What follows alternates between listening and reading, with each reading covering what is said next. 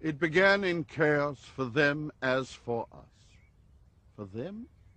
Yes, for them, for the gods. Why the gods in the plural?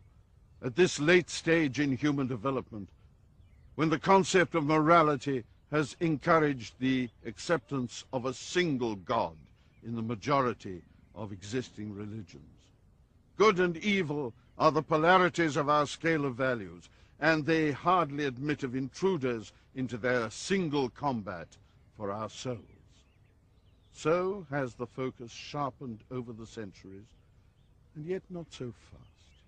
Human instincts have been similar ever since the first man rose off 4 feet to stand on 2. Socrates and Plato both spoke tirelessly about goodness, long before the church existed. To be good, said Socrates, you must first know what goodness is, and suggested that virtue is knowledge. Now, there's nothing for theologians to quarrel with in this. Altogether, in the absence of priests in our sense of the word, there was a huge burgeoning of philosophers against the background of the multiplicity of gods in ancient Greece.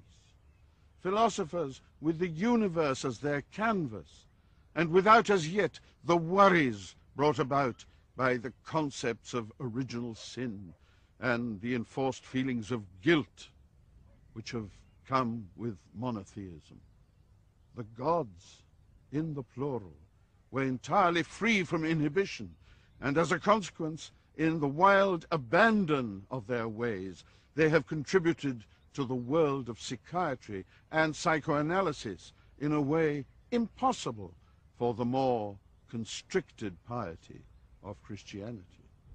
The influence of the gods is felt all the way from the Oedipus complex to a Platonic relationship and back again by way of the Achilles heel.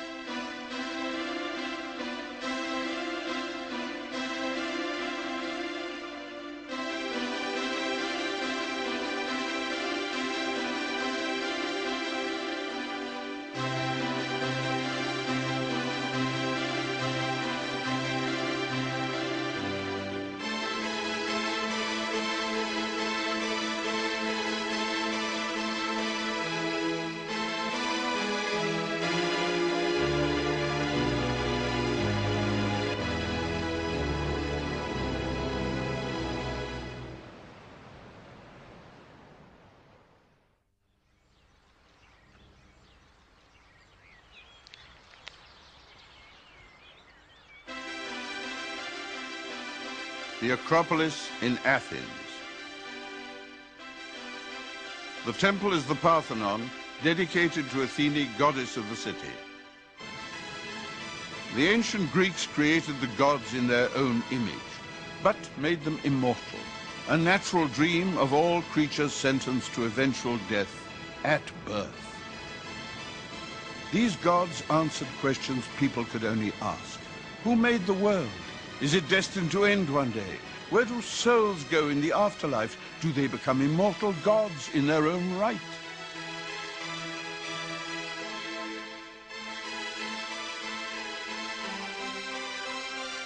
At the dawn of the universe, the human imagination still had defined its limits.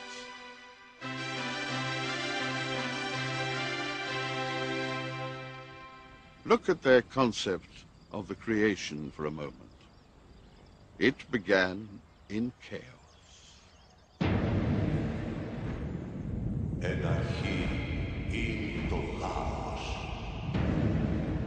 In the beginning there was chaos.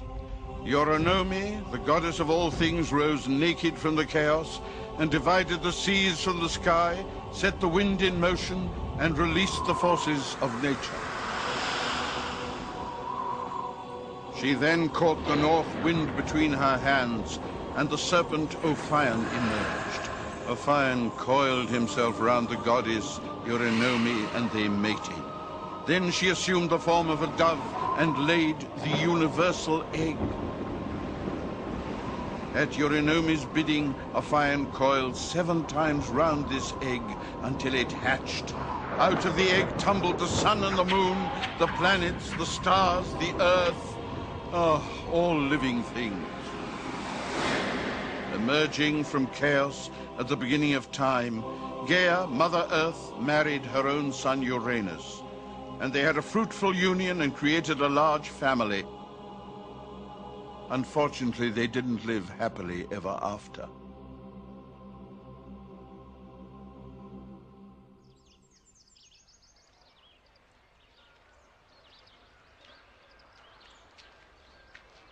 Humans saw to it that the gods were of a higher realm. Well, they had to be to deserve the thousands of temples built to honor them. But although superior, gods were far from perfect. They were capable of every base act in human nature, often on an inhuman scale. With the first family, the first domestic drama took place. Uranus proved to be a very harsh ruler, unfaithful husband, wicked father, who threw his sons into the underworld. Gaia, their mother, was furious. She devised a plot against her husband, persuading her youngest son, Cronus, to rise against his father and cut off his genitals, the cause of all the trouble. Armed with a flint sickle, supplied, of course, by Gaia, Cronus surprised his father while he slept. Grasping his father's genitals with his left hand, he was right-handed, Cronus castrated Uranus and threw the genitals and the blooded sickle into the sea.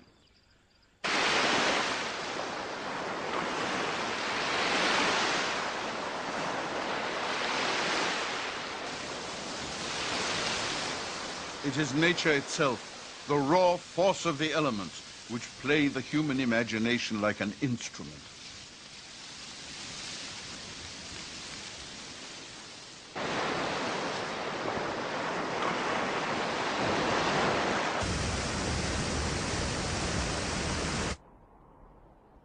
And when, exhausted, nature falls back into stillness, myths are born.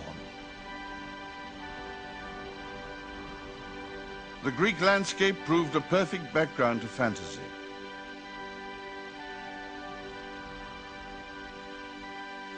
Ever-changing, volatile, capricious, the gods could not be far away.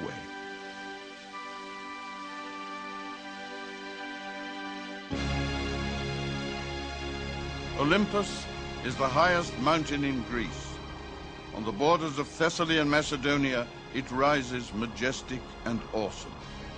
Around these huge tiers of rocks, the gods gathered, feasted, and reveled. Homer, the epic poet who chronicled their life and times, wrote, "The gods' taste of happiness is as eternal as their eternal life."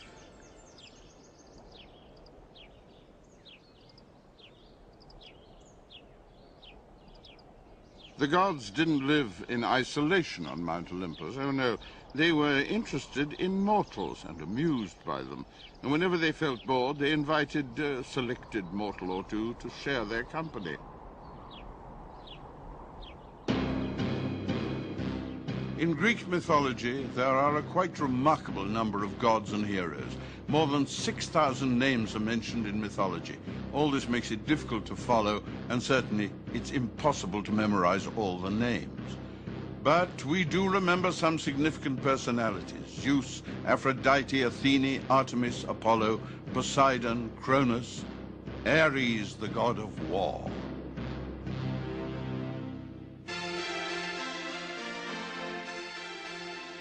The pillars of the temple of the god Zeus in the center of Athens.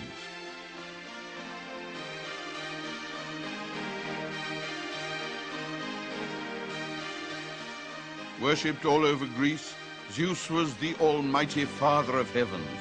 He carried a thunderbolt with which he attempted to keep heavenly order on Mount Olympus and mortal order on earth. Here the voice of Zeus can still be heard when the wind blows and the leaves rustle.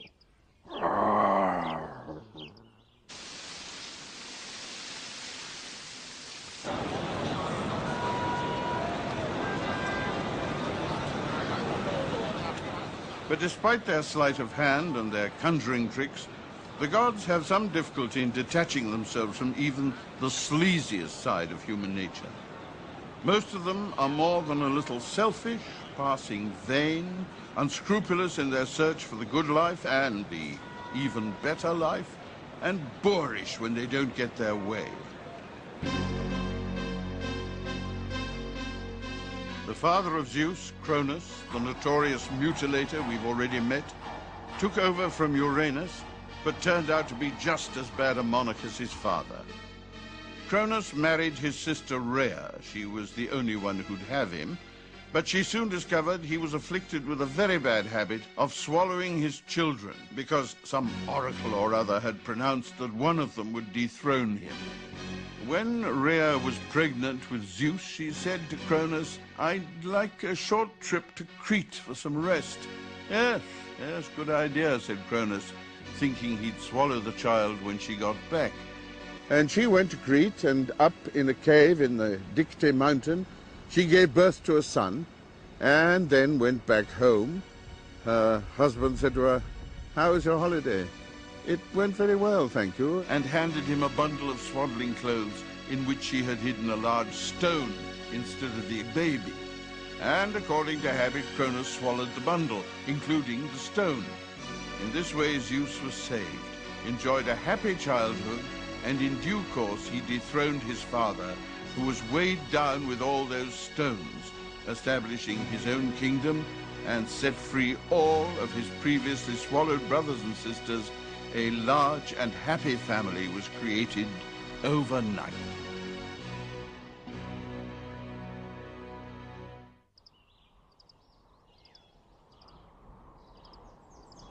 The large extended dynasty was a crazy, unpredictable clan of mothers, fathers, sisters, brothers, brides, grooms, mistresses, close friends, and rivals.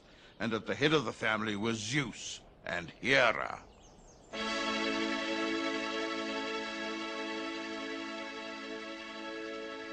The tale of the marriage of Zeus to his sister Hera was a very complex one. Zeus, the infatuated male, tried to seduce Hera. It was winter, and he approached her in the form of a cuckoo and pretended to feel cold. He asked her to warm, comfort him. As soon as Hera showed her affection by cradling the bird against her breast, Zeus immediately reassumed his own shape and tried to take advantage of the situation. Hera resisted, eventually saying, "You want me? All right, but only if you promise to marry me." Yes, Zeus suffered the fate that millions would suffer thereafter, owing to his momentary infatuation, a lifetime of domestic strife. Zeus is the symbol of masculinity, and his amorous life is particularly rich in adventure. Among the recorded cases are at least 8 seductions of goddesses, 15 seductions of mortals. But of course, those were only on the rare occasions when he was caught. The king of the gods was also notorious for his wicked and treacherous tricks. He surprised his victims by assuming other identities. Disguised as a bird, animal, or cloud, he stealthily approached the object of his desire. Sometimes he took on the very appearance of a person closely related to the intended victim. The most outrageous instance of his particular trick occurred when Zeus seduced Alcmene. The ravishingly beautiful Alcmene was a most virtuous and faithful wife. Having already assumed her husband's appearance, Zeus employed yet another trick. He prevented the sun from rising for 3 entire days, and so prolonged the night of his tryst with Alcmene. The result of their union was Hercules, who became the greatest of all Greek heroes.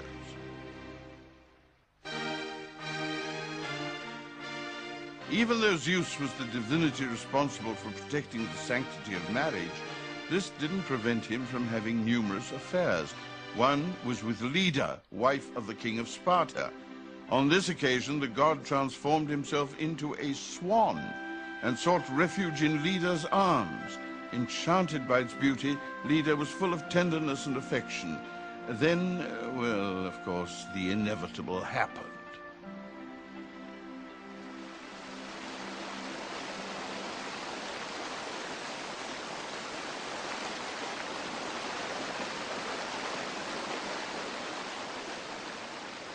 Making love disguised as a swan must be unusual even by mythological standards. What followed, however, was less surprising. Leda laid an egg. And out of it sprang Helen of Troy.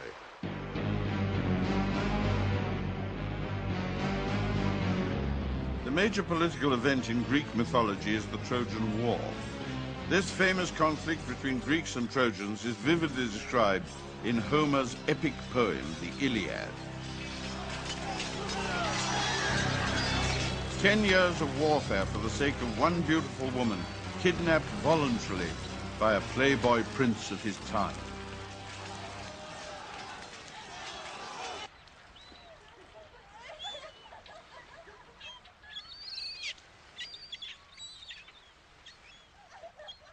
Girls were particularly vulnerable in antiquity, especially when their giggling was carried on a malevolent wind. Can they be sure to this day that an innocent flower is not simply Zeus up to his old tricks, eager to procreate? I'm a convinced European. I live in the heart of Europe and have made it my business to know that our continent takes its name from a girl called Europa, daughter of the king of Phoenicia. Zeus spotted her playing by the sea, oh dear, with her girlfriends. Suddenly, a bull, its skin glistening brightly, appeared from a nearby field. It caught the attention of the girls, who, instead of running away, approached it and started stroking the bull. Europa, the most courageous of the lot, climbed playfully onto the bull's back. Well, this turned out to be an imprudent gesture, as the bull was, of course, none other than our old friend, the mighty Zeus, once more in disguise. No sooner was Europa on his back than Zeus flew away. A flying bull carried her over the sea to the island of Crete.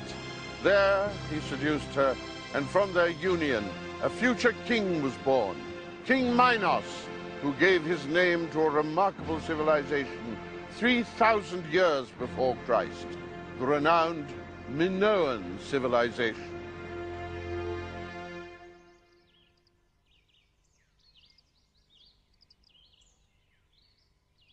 The Minoan palace in Knossos is one of the most interesting archaeological sites in Crete.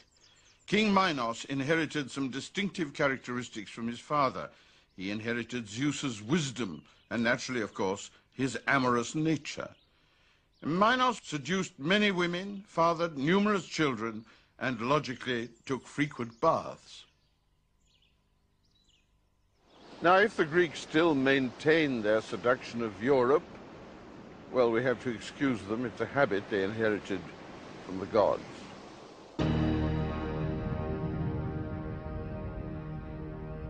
The quarrels between Zeus and Hera were incessant, as is often the case between mortal husbands and wives. There were times when Zeus was too weary to fight with the volatile Hera, especially if others were watching. On such occasions, he could become unconsciously furious and invoke all of his Olympian rage. On one occasion, Hephaestus, their ugly, lame son, dared to intervene on behalf of his mother. Zeus grabbed him and hurled him down to earth. They say it took an entire day for Hephaestus to fall from the heights of Olympus.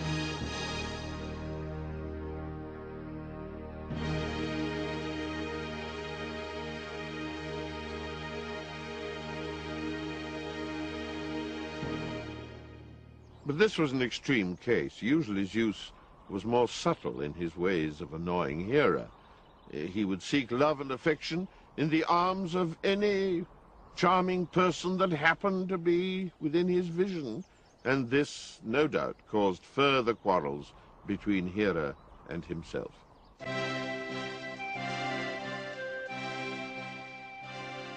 Aegina is a small island off the tip of Athens. The name of the island goes back to early mythology, as is the case with almost any place name in Greece.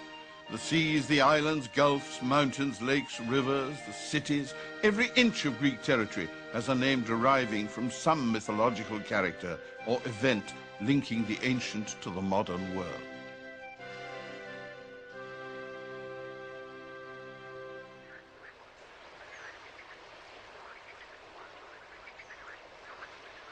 Aegina was a nymph, a simple water divinity.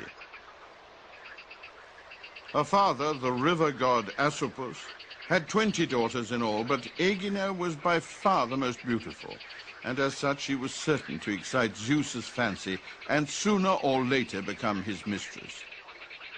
Well, of course, it happened. Aegina's father, outraged by the seduction of his daughter, pursued them. The lovers managed to hide in an isolated place without being disturbed, but eventually Asopus discovered them, and Zeus immediately transformed himself into a rock to avoid Asopus. Zeus then flew off to Olympus, and from there he hurled his thunderbolt down on Asopus, fatally wounding him.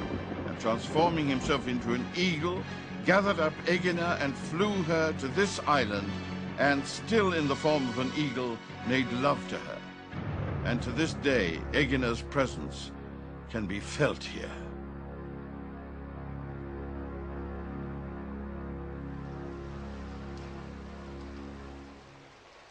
On the whole, river gods had difficult times with their wet and chattering offspring, the water nymphs. But what actually was a river god? Well, the ancient Greeks used to attribute divinity to their rivers, and they worshipped them. They believed that the rivers were the first kings of their country and imagined them as vigorous men with long and flowing beards.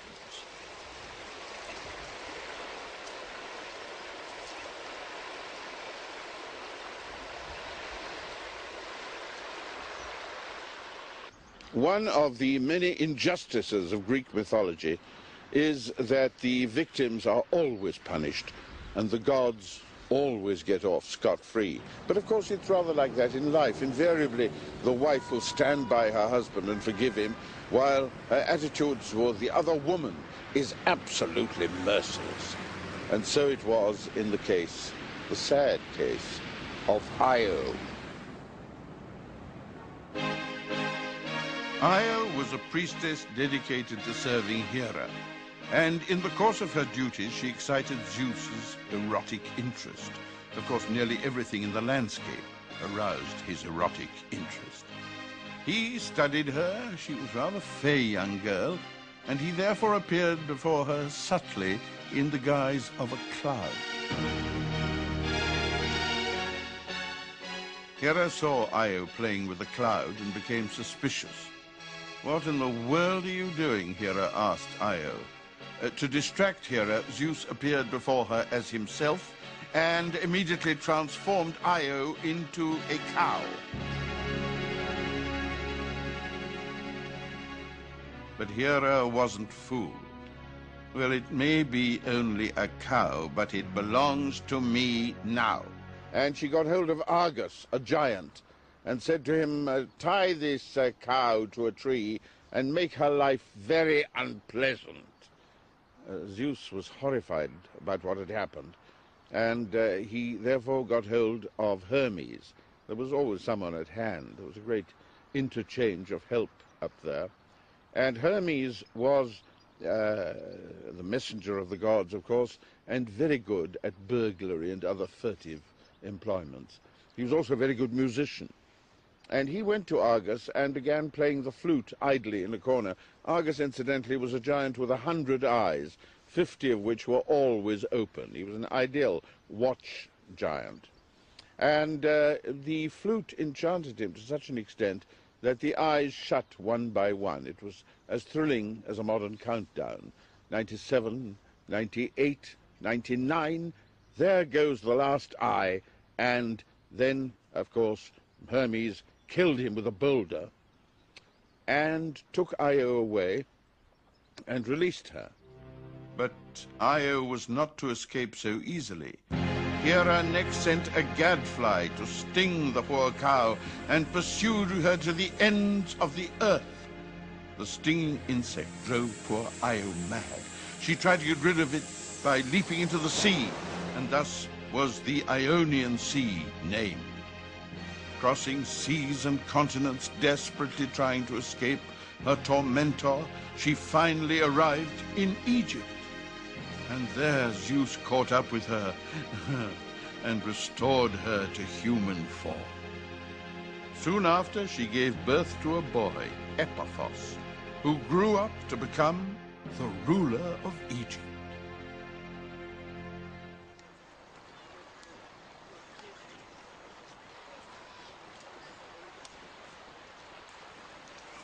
For the ancient Greeks, beauty didn't distinguish between the sexes. And a god could be attracted by the beauty of either male or female without it in any way affecting his reputation. Ganymede was a male beauty and was singled out by Zeus's roving eye. Once again, Zeus transformed himself into an eagle, gathering up Ganymede in his claws and carrying him away to Mount Olympus. A beautiful boy like you, said Zeus, can live nowhere but among the immortals. It would be a privilege for me, sir, replied Ganymede, and he settled into life at the royal palace. There were no complaints from Hera on this occasion. A willing servant is always useful about the house.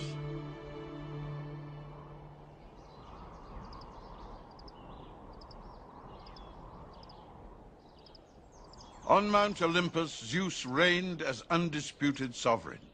Father of both gods and mortals, he was all-seeing, all-knowing, and as a consequence, his immortality was often far from pleasant. Praised when things were going well, cursed when they were going badly, forgotten most of the time. In other words, a super god man could believe in.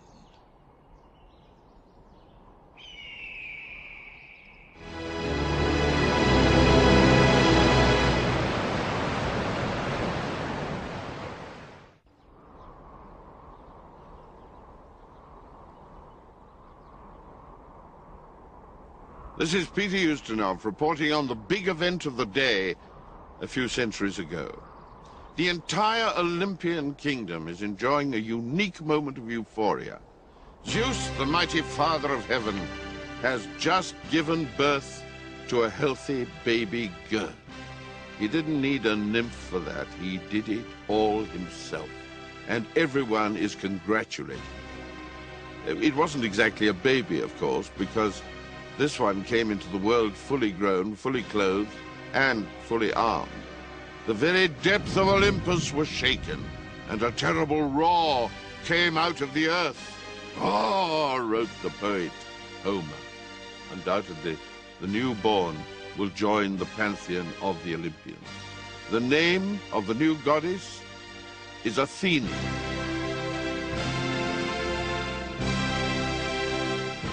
We have further details of Athene's birth just in.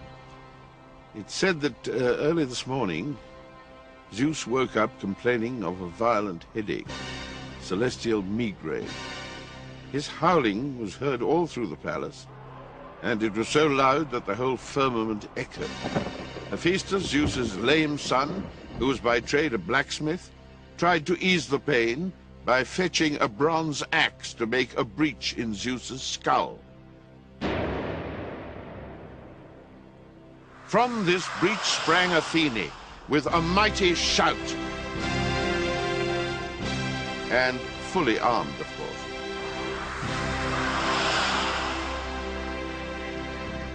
Athens, the capital of modern Greece, proudly bears Athene's name and enjoys the protection of the goddess. In the past, it was a city of elegant proportions and enviable beauty. Today, it's a huge metropolis, densely populated, but with traces of ancient glory punctuating its arbitrary growth. In our dreams, we can all be gods. Only the waking hour shatters that illusion. But then imagination takes over the work of dreams and can invent legends which men deem fit for gods.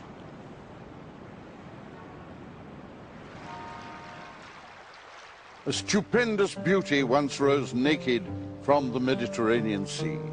It seems she was not a mere mortal, not even the survivor of a shipwreck, but rather a newly born goddess, her name Aphrodite, the goddess of love and beauty. 3 gentle ladies of divine origin, known as the Horae, offered Aphrodite some assistance. They thought it quite indecent for her to be walking around as she was, so they dressed her in exquisite clothes. They placed a golden wreath on her head, adorned her with golden necklace, golden earrings, and scented her clothes with spring flowers.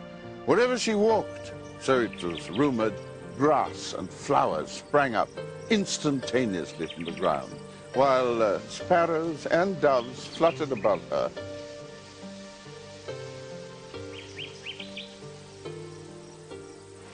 There is some mystery surrounding Aphrodite's conception, however.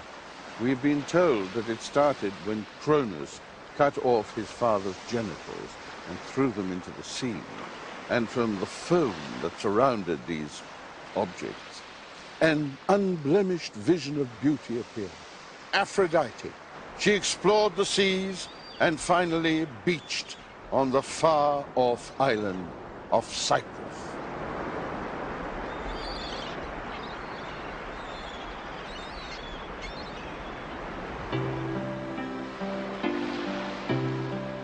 First love is always sweet. It was in the sea that Aphrodite enjoyed her first love with Neretes, a love full of passion and free of care. But the time had come for Aphrodite to leave the sea and take her place among the Olympian gods.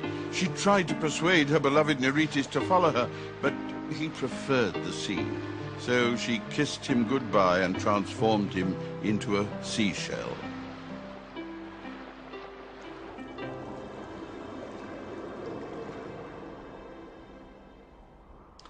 Aphrodite arrived in Olympus full of promiscuous thoughts and provocative behavior. Rumor had it that even Zeus was often annoyed by her antics. She distracted him from his duties by putting amorous thoughts into his mind, so he decided to annoy her in return by inspiring in her love for a mortal.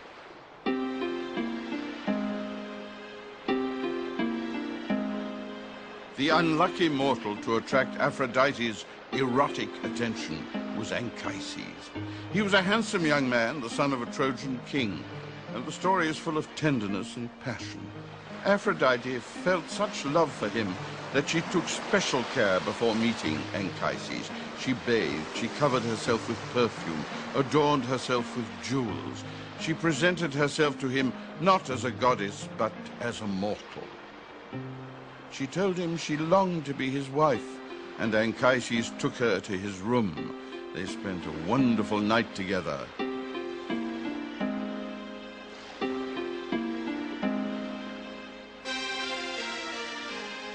And in the morning, Aphrodite showed herself to him in all her divine radiance. For Anchises was terrified. For having slept with a goddess meant that he would prematurely lose his youth. The goddess of love reassured him that all would be well. She would bear him a son who would be godlike. Her only request was that he not mention their lovemaking to anyone.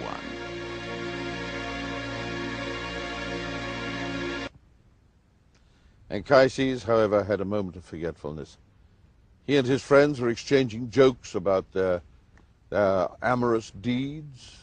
"Whom would you choose as your sleeping partner?" asked one of them. "Anchises, a beautiful princess, or Aphrodite herself?" Well, I've slept with both, so the question's really not very pertinent, said Anchises. Zeus heard this, thought him a boastful braggart, and threw a thunderbolt at him. Aphrodite averted Anchises' death by changing the path of the thunderbolt. However, the shock was such that Anchises could never stand upright again, and this caused Aphrodite eventually to lose interest in him. Greek mythology doesn't often favor happy endings.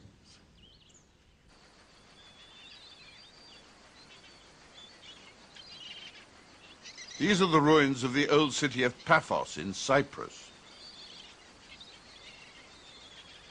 Here there was once a temple to Aphrodite, where she was venerated as the goddess of love. Paphos, by the way, got its name from the legend of Pygmalion. Once upon a time there lived in Cyprus, in the city of Amathus, a king named Pygmalion. It appeared that the women of Amathus had for some reason been irreverent to Aphrodite, and as punishment she turned them all into prostitutes. Well, rather than consort with them, Pygmalion preferred to live in isolation. But he couldn't escape from his loneliness, and so he decided to make a statue of a woman in the nude. He was an excellent sculptor, and he created an amazingly beautiful statue which he named Galatea.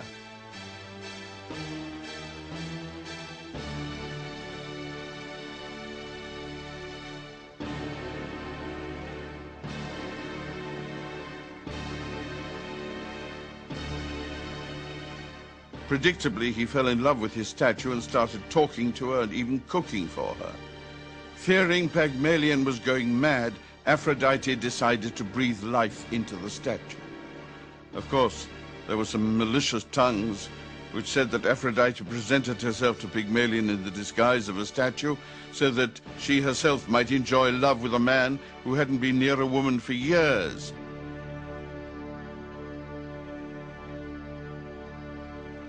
They had some wonderful times together, and a child was born who was named Paphos. And the city of Paphos, to this day, bears his name.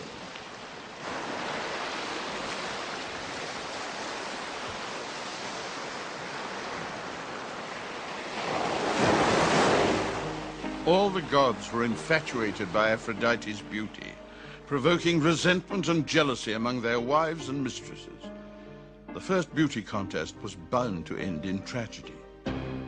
There were only 3 contestants, and they were all highly distinguished. To the left is Aphrodite, the goddess of love, Athene, the goddess of wisdom, and then Hera, the notoriously difficult wife of Zeus. Zeus asked Paris, Prince of Troy, to offer a golden apple to the fairest of the 3. Of course, Paris understood at once how risky it was to judge 3 devious and vengeful goddesses, but he didn't have the nerve to refuse the almighty god's request. Each of the contestants pointed to her own special qualities and made Paris some alluring offers, hard to refuse. I shall make you lord over all of Asia, said Hera. You will be victorious forever in battle, said Athene. Aphrodite was the last to speak. She lowered her eyes, loosened the clasp of her tunic, untied her girdle. Dear young man, what you need is a nice little bird to comfort you. Choose me, and you will have as your wife the most beautiful woman in the world. This so surprised Paris that he handed her the golden apple without really thinking, naming her the fairest of the 3. He would have been wise to stay with his perplexity forever, for without knowing it, Paris had just started the Trojan War. Although Athene was defeated this time, she was luckier in another contest, the famous contest that took place on the rock of the Acropolis. On that occasion, Athene challenged the god of the seas, Poseidon, It happened at the time that the gods were dividing Greece and the world among themselves. The challenge was that the god who could offer the best gift to the mortals would become the patron deity of the whole of Attica.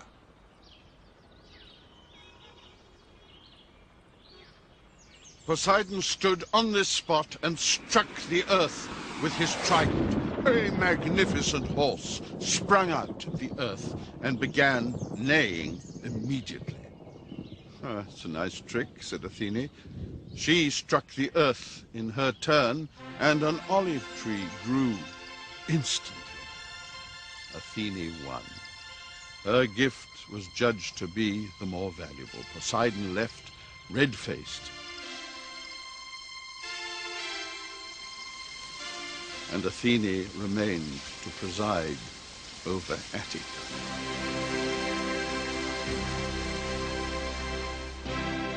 And thus the olive tree became the symbol of sanctity for the Athenians. And she gave her name to the city, which was built at the foot of the sacred rock of the Acropolis. In honor of the goddess, Athens celebrated the so-called Panathenia, a festival where all Athenians gathered to thank Athene for past favors and for favors to come. Every 4 years there was an even more spectacular ceremony called the Great Panathenia. This included parades, special events such as athletic games, musical competitions, the sacrifice of cattle, a torch race. It is on these fabulous friezes of the Parthenon that we can see the Panathenia immortalized.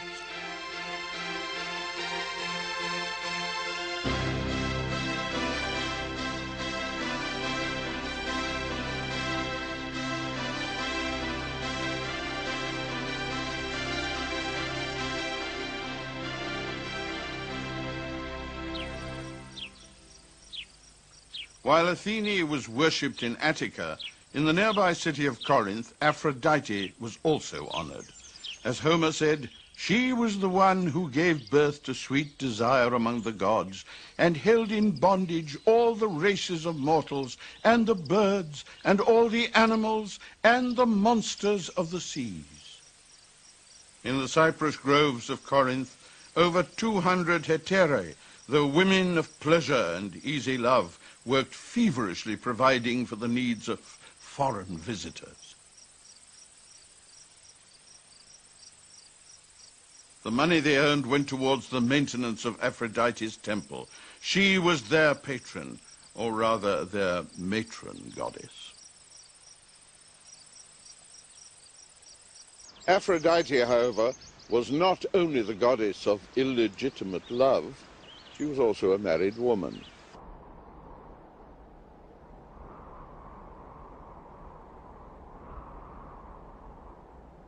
Up there in the royal palace of Olympus, Aphrodite lived with her beloved husband Hephaestus, the son of Zeus.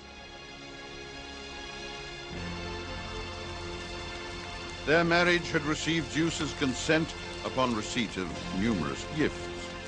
Whether Hephaestus was really beloved is debatable. In this improbable marriage, Aphrodite was unable to stay faithful to him. Well, it was not in her character anyway. She had many lovers, both immortal and mortal, and among these a very special love was Ares, the robust, boisterous, and inebriated god of war. Aphrodite soon formed the habit of taking frequent trips away from Olympus, and she always had a particularly good excuse for doing so. She felt terrible at leaving her husband, but he would understand. Yes, Aphrodite spent many wonderful days and nights in Ares' palace in the region of Thrace. That is, until Hephaestus found out about the affair. He was absolutely furious. He hammered out a bronze hunting net so fine that it was invisible and unbreakable. He placed it on the 4 posts of their marital bed. I'm off to the island of Lemnos for a few days, he told his wife. Oh dear. This was the cue, of course, for Aphrodite to invite her lover Ares to spend the night with her. In the morning, they found themselves entangled in Hephaestus' net, unable to escape. In a rage, the deceived husband came into the room from next door where he had been all the time. He yelled accusations at the naked couple and called all the gods to come and see what a deceitful wife Aphrodite was. Out of a certain sense of delicacy, the goddesses declined the invitation. No, as did Zeus, surprisingly, who was disgusted with the entire episode. After all, it didn't concern him. However, all the male gods came, but instead of offering sympathy to Hephaestus, they laughed at him and admired Aphrodite's beauty. Hephaestus was so angry at this tone they adopted that he demanded from Zeus the return of all the marriage gifts. It was a very uncomfortable situation for everybody. Finally, Hephaestus was persuaded by Poseidon, god of the sea, to let them free.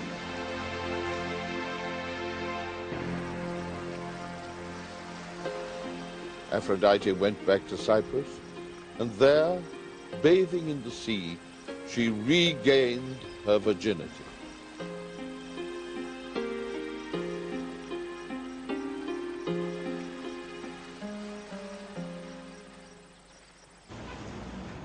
There is a marvelous temple in the city of Athens, miraculously preserved, known as Theon. The temple was dedicated to the worship of Hephaestus and Athene. You may well wonder about the relationship between Athene and the lame husband of her rival Aphrodite. It was Hephaestus who assisted Zeus when he gave birth to Athene. And as a reward for his midwifery, Hephaestus then asked Zeus for Athene's hand in marriage. Zeus refused, saying that Athene was destined to remain a virgin.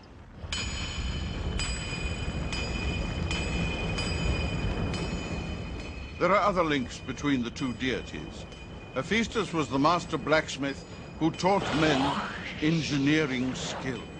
He worked in iron and bronze with matchless skill, making armor and weapons. He constructed palaces and even foresaw the use of robots.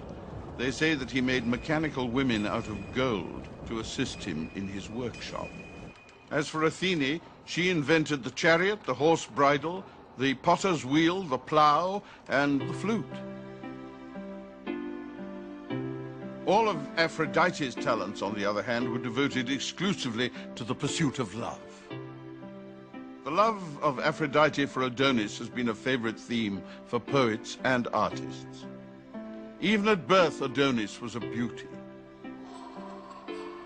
Aphrodite became infatuated with baby Adonis and hid him in a chest. She gave the chest to Persephone for safekeeping. Curious, Persephone opened the chest, and saw the handsome Adonis. She decided to bring him up and keep him for her future lover. When Aphrodite found out about this, she claimed him back, but Persephone was unwilling to relinquish Adonis, so they had to submit to the decision of a court. The court decided that Adonis was to spend 1/3 of the year with Persephone, 1/3 with Aphrodite, and 1/3 by himself, free of sexual obligations. He obviously needed the rest. Aphrodite chose to ignore the court order because she wanted Adonis to herself. Persephone, however, was not going to stand for that. She ran to Ares, Aphrodite's notorious lover, for help, and the god of war turned himself into a wild boar, attacked Adonis, and gored him to death right under Aphrodite's eyes. Curiously enough, the story ended in a kind of serenity. Roses grew from Adonis's spilled blood, and where the tears of Aphrodite fell, anemones appeared.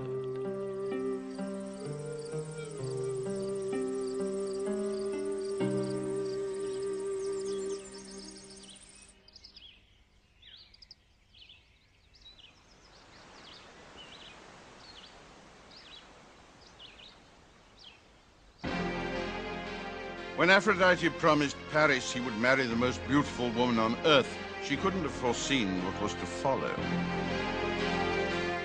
That very special woman was Helen, the wife of the king of Sparta. She left her husband Menelaus and eloped with Paris, the handsome Trojan prince. The Trojan War was the result.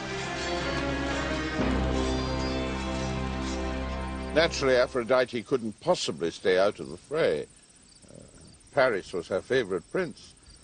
Naturally, she was on the side of the Trojans and visited their camp, frequently. She wanted to beat her rival Athene, who was in charge of dirty tricks for the Greeks, and she paid for her choice. Throughout the Trojan War, while Aphrodite was wavering between jealousy and vengeance, Athene used all of her wisdom and inventiveness to help her favorite heroes.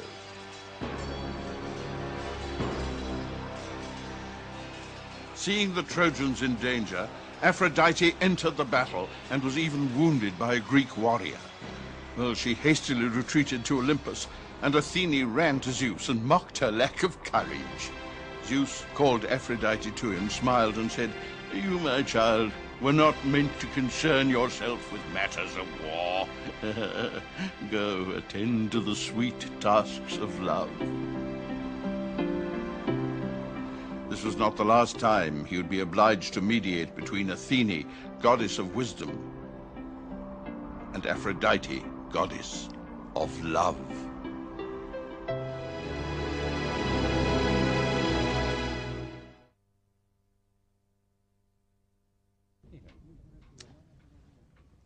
Being an ancient maritime nation, Greece has inherited many myths about the sea and nervous speculations about the whims of the god of the seas, Poseidon. Today, he happens to be in a particularly clement mood, but the merest frown will occasion sudden squall from any point of the compass.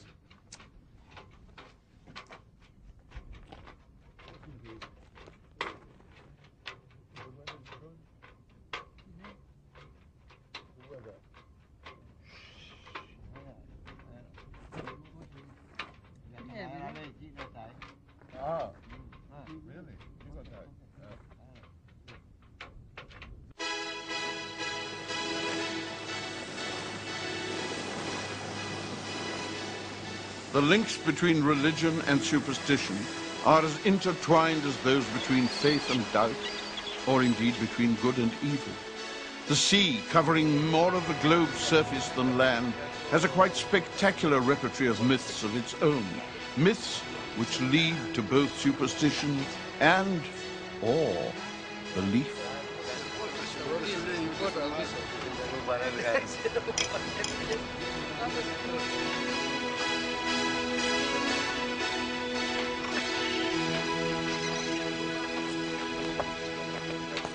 All sailors worth their salt have tales of danger on the high seas, and it's always rewarding to listen to them. Or it would be if I could speak a word of Greek. I think I heard a word there. Could it have been Poseidon, the name of the god of the seas?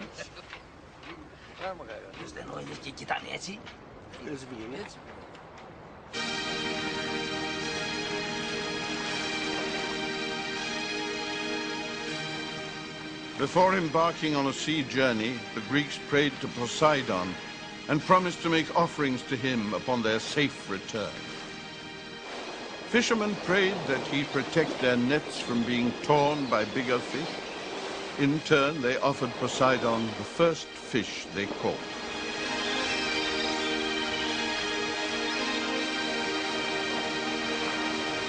We should point out that the Greeks were generous in their offerings to the gods. Having attributed to the gods a multitude of human weaknesses, they knew that in dealing with them, bribes could make all the difference.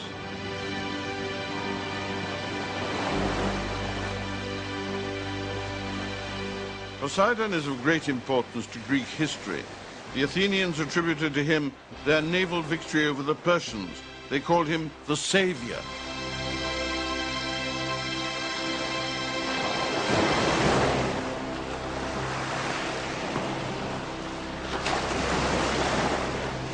At the tip of Cape Sunion, on a hilltop, stands a magnificent temple facing the sea. In this sacred place, the sea rises to the sky. This is the temple of Poseidon.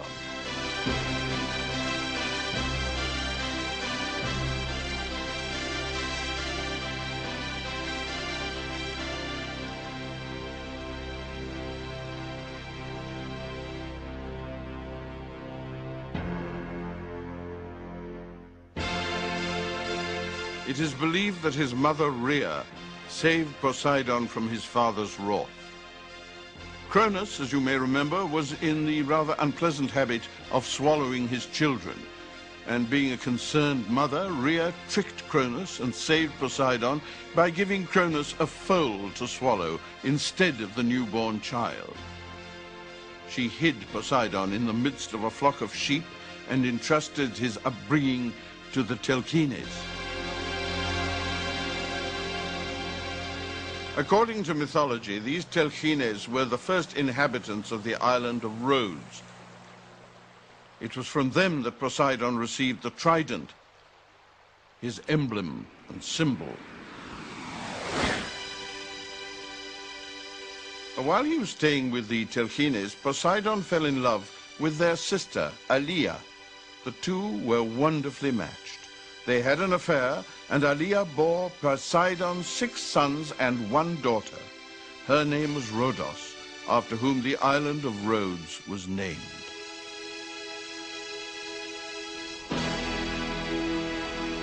The Zeus dynasty of the gods, the 3rd dynasty, had to overcome many difficulties before establishing its reign on Mount Olympus.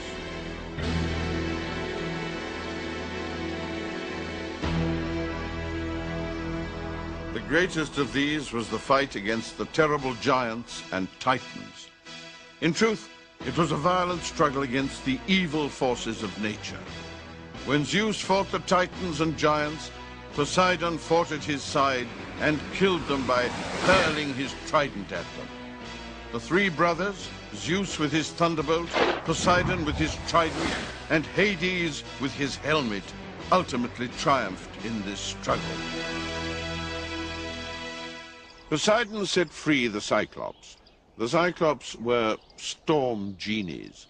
It's said that the Cyclops actually gave Zeus his thunderbolt, and it's also been claimed that Poseidon received his trident from them, and not from the Telchines. Nobody is sure about this. What is important, however, is that Poseidon was now in possession of the trident, and that, like Zeus's thunderbolt, was a most dangerous and influential weapon.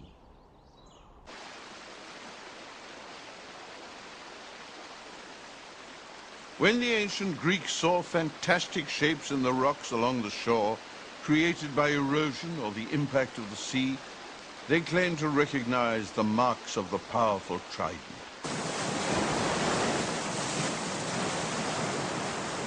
And with this trident, Poseidon was said to be able to create turbulence in oceans and calm them into clemency afterwards. We are at Cape Tanaron, the extreme southern tip of the Peloponnese.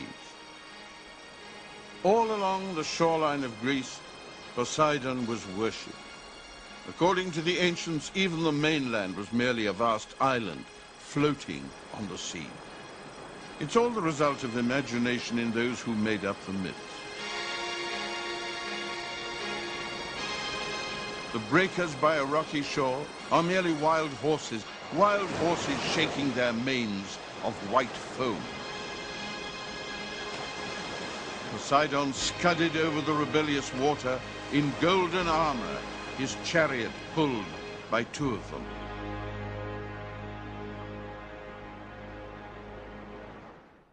When the gods ultimately triumphed over the giants and the titans, the three brothers decided to divide the universe between them. Zeus became the god of the heavens, Hades, god of the underworld, and Poseidon, god of the seas. Olympus and the earth were to be shared by all, and often, therefore, became the battleground of the gods. It should be pointed out, however, that while all the other gods accepted Zeus's sovereign power, Poseidon often challenged it, especially at sea. Poseidon was a proud and independent god. He too had his palace on Olympus and owned another one deep in the depths of the sea. He led a vigorous love life, although not as obsessive as that of brother Zeus.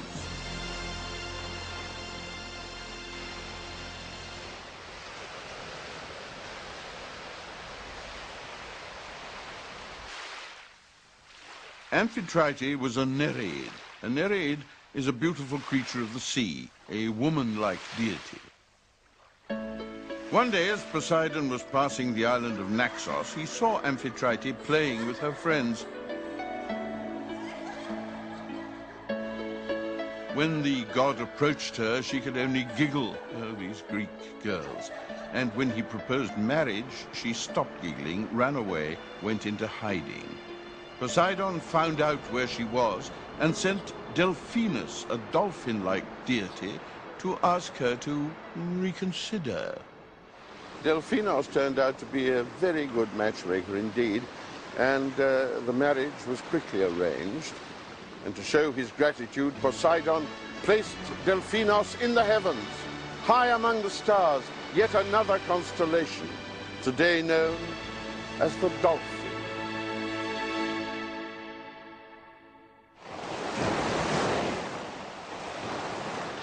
Poseidon's stories contain a remarkable number of monsters.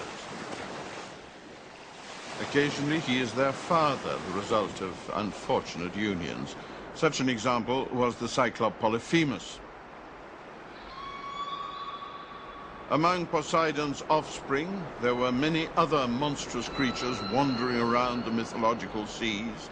In most cases, it's fear of the sea that has led the imagination to create such creatures.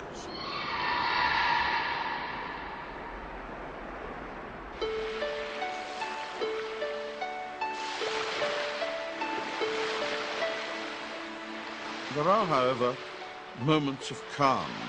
Gentler aspects of the sea are conveyed in the nicer side of Poseidon, and these are wonders, such as when the dolphins make their appearance, the god's most beloved creatures. Sailors regard dolphins as a sign of good weather, and dolphins certainly embody all the beauty of the sea.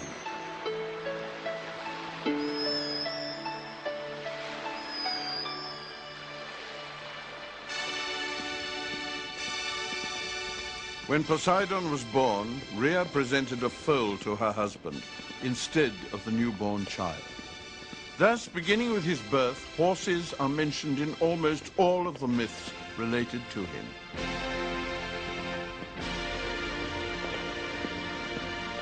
Horses represent not only waves and breakers, but also torrents and even waterfalls.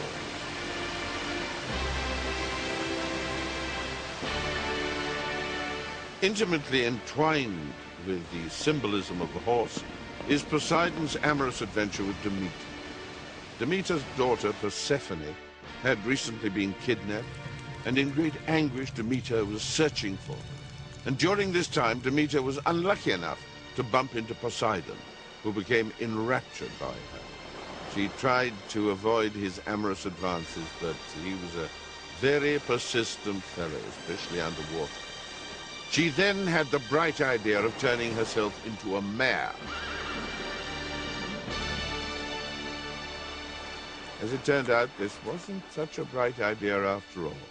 Poseidon therefore turned himself into a stallion, And I don't have to tell you what happened after that.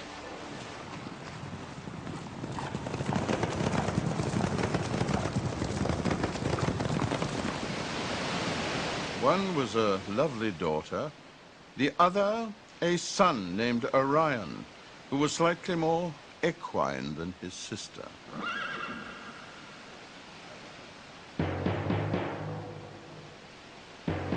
Orion wasn't actually a human being at all, he was a horse. A horse so fast that he could win any race.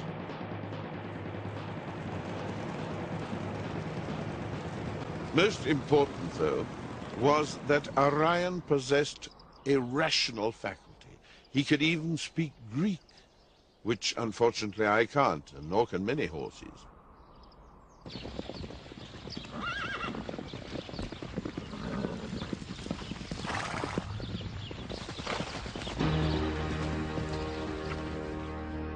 And then there is Pegasus. Pegasus' mother was Medusa. She was a terribly ugly creature with a head of snakes instead of hair. At one time, however, Medusa had been beautiful, and as such had not escaped Poseidon's attention. Rumor had it the actual sexual act was performed in a temple dedicated to Athene. When Athene heard of the sacrilege, she turned Medusa into a monster. And the offspring of her union with Poseidon was Pegasus, the famous winged horse of legend.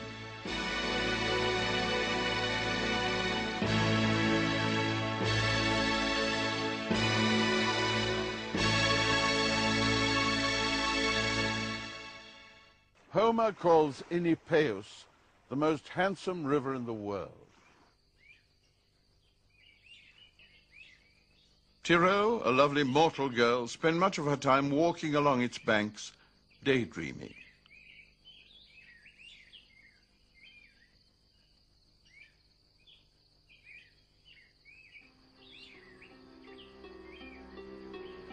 Poseidon spotted her and decided he really must have her. And of course, he had a plan.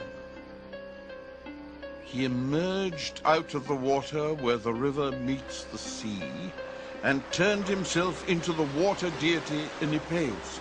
He pulled her in with him. A beautiful blue wave enfolded them both.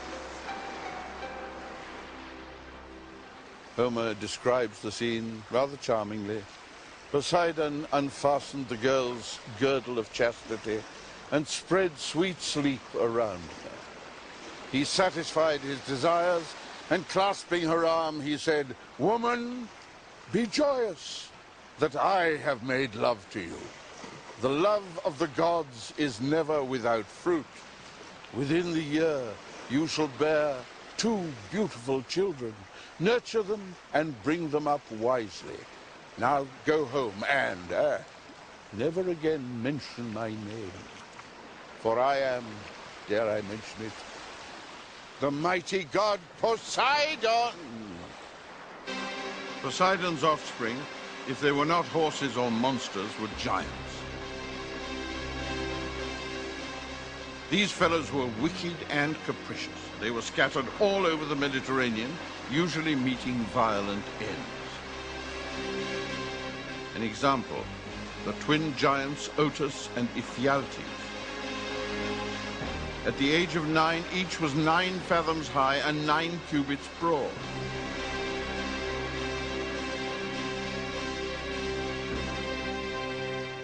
They tried to reach Mount Olympus by using lesser mountains as their stepping stones. And in the end, they killed each other in a fight over who was going to have the goddess Artemis.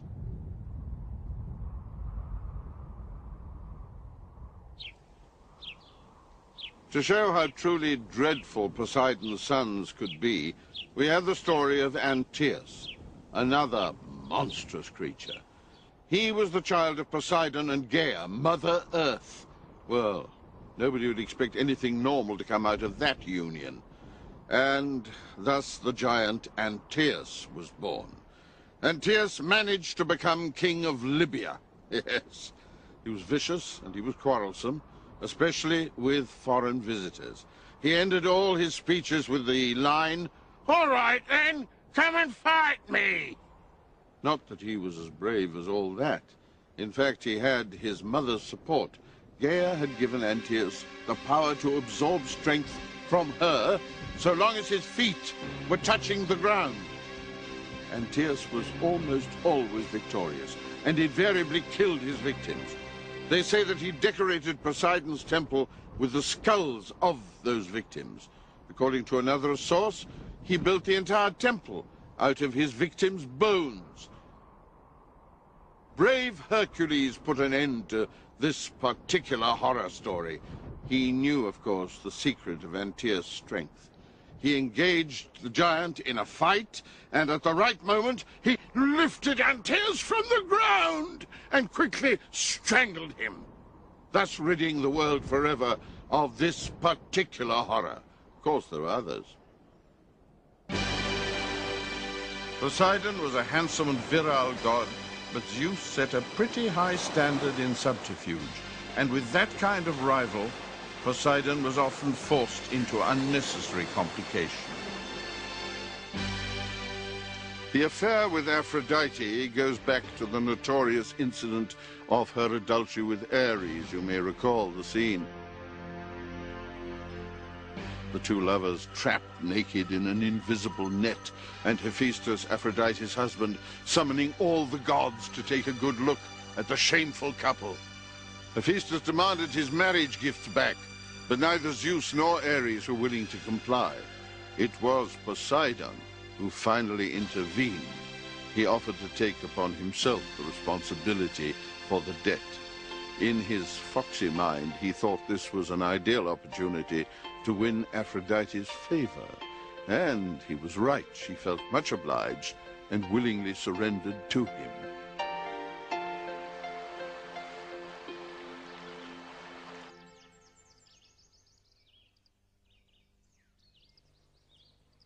The ruins of the royal palace of Knossos are a monument to the myth of the Minotaur.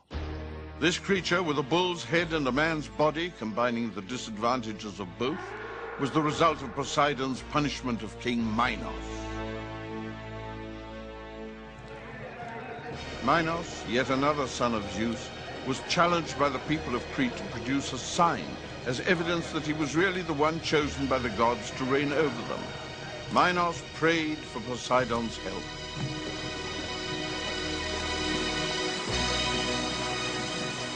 Poseidon caused a splendid bull to emerge from the sea. The people of Crete took this as a sign and were duly impressed. However, Poseidon's instructions to Minos were to sacrifice the bull immediately after becoming king. But Minos was so pleased with the bull that he ignored Poseidon's order. Poseidon was offended and thought of an ingenious way of taking his revenge. He inspired in the heart of Minos' wife blind passion, uncontrolled desire for the bull.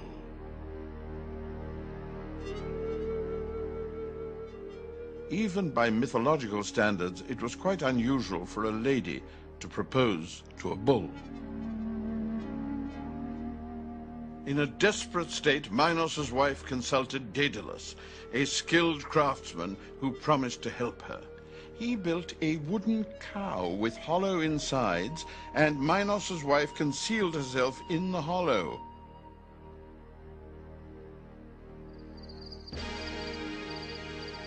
The cow was placed in a field where Poseidon's bull was peacefully grazing. The bull saw the cow and, as a result, a calf was born. It was, of course, the famous Minotaur.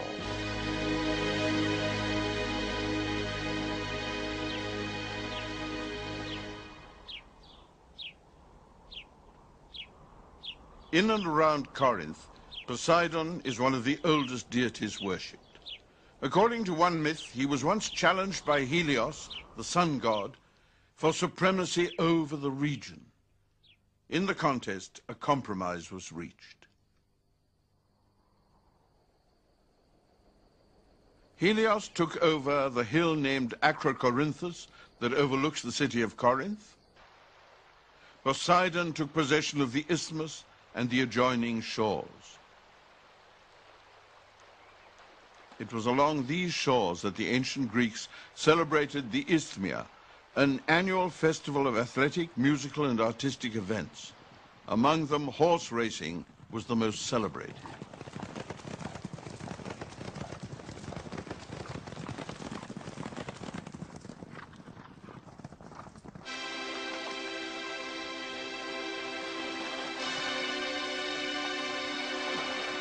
Samothrace is an island in the northeastern part of Greece. Both mythologically and historically, it's considered the oldest inhabited island of the Aegean Sea. And it was on top of the highest mountain of Samothrace that Poseidon placed his throne. And it was from here that he watched the Trojan War unfold.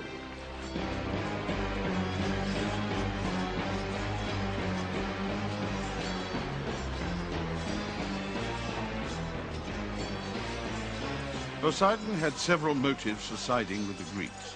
His main reason was that the Trojans failed to compensate him for the construction work he did on the walls of Troy. The gods were usually forbidden to participate in the conflicts of mortals, but as the war raged on, Zeus was obliged to withdraw his edict. And Poseidon, venturing from his throne in Samothrace, intervened on the side of the Greeks. After their victory, he was horrified at the Greek cruelty to their defeated enemy, and so he decided to punish them. He pursued Greek sailors returning from their victories, and he sank their ships. As Homer wrote, "Awful is the fate of anyone invoking the wrath of the gods while sailing the seas." This is still true today, even if we no longer attribute the fury of the elements to the wrath of the gods. Like the sea itself, Poseidon was an unpredictable god. The stories of his adventures continue to fascinate all those in Greece whose livelihood is the sea.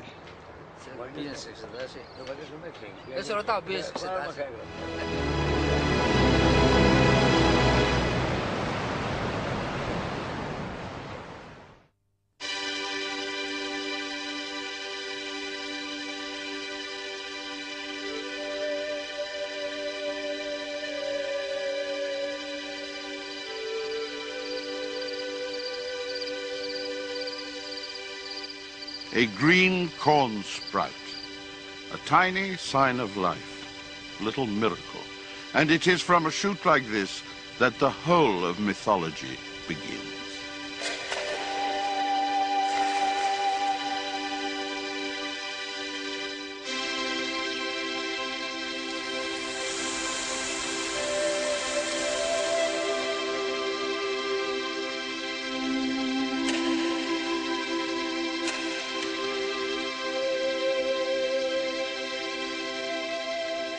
The earth is the base of all Greek mythology, for it was the earth's abundance which caused the birth of the sky, and from there the origination of the universe followed logically.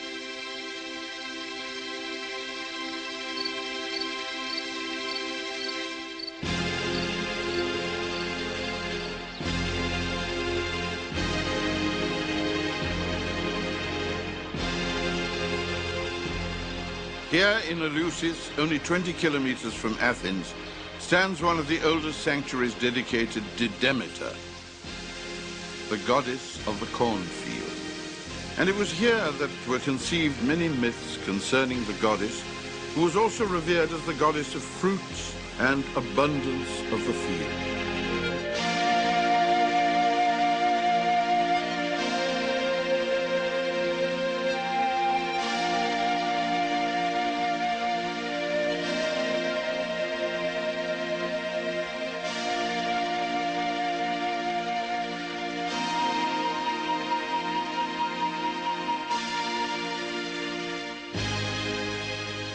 Twice a year, a festival was held here. The first was held in spring and the second was held in autumn. These are two significant moments in the cycle of the year, the planting and the harvesting of food. The festival was known as the Eleusinian Mysteries. Thousands of people converged on this area to celebrate the memory of Demeter, the goddess who offered mortals the precious gift of cultivation. Triptolemus was the hero to whom Demeter gave the first seed of corn, together with a wooden plough. She taught Triptolemus the secret of the earth, for it was to be his mission to teach mortals the art of agriculture and spread this knowledge around the world.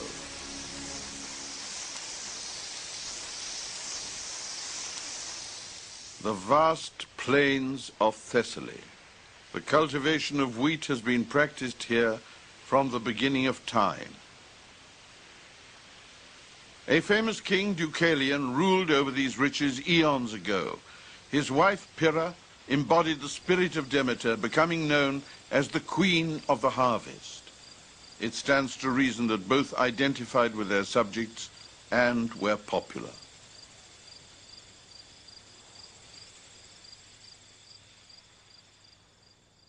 Many centuries ago, Zeus was disappointed by the behavior of mortals and decided that they really must be punished. But how to punish them? He pondered and pondered. Finally, he decided to unleash a flood to drown the whole confounded lot.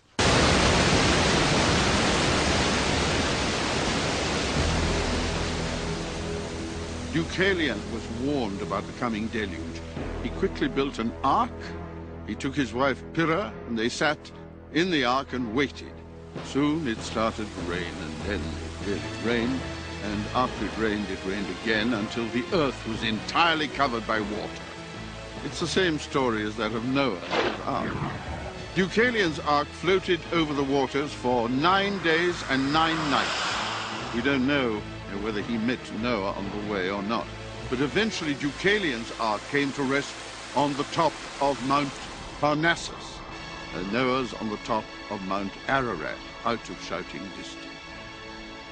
Deucalion and Pyrrha disembarked and immediately offered a sacrifice to Zeus for having saved them. Zeus was delighted and sent Hermes, the herald god, with a message.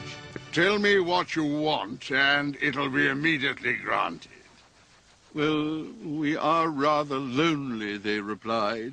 We would certainly love to have some company other than each other. Well, just use stones, came back the response, and so Deucalion and Pyrrha collected a pile of stones. You've done that? Yeah. Now throw the stones over your shoulder. They did so. Deucalion's stones were transformed into men, Pyrrha's into women, and thus was the human race reborn.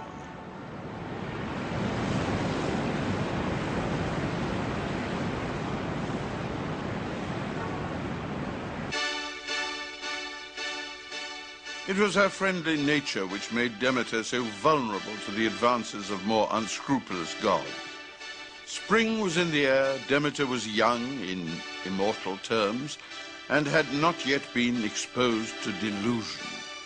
One day, an amorously inclined god caught sight of her. He was the supreme king of gods, Zeus himself, who always got what he wanted.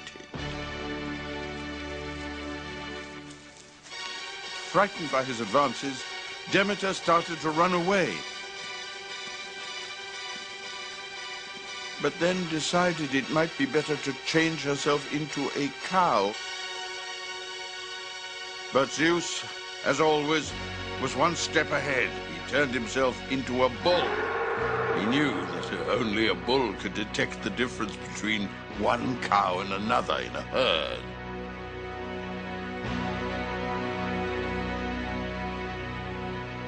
The offspring of their encounter was a beautiful baby girl who grew up to become Demeter's beloved daughter, Persephone.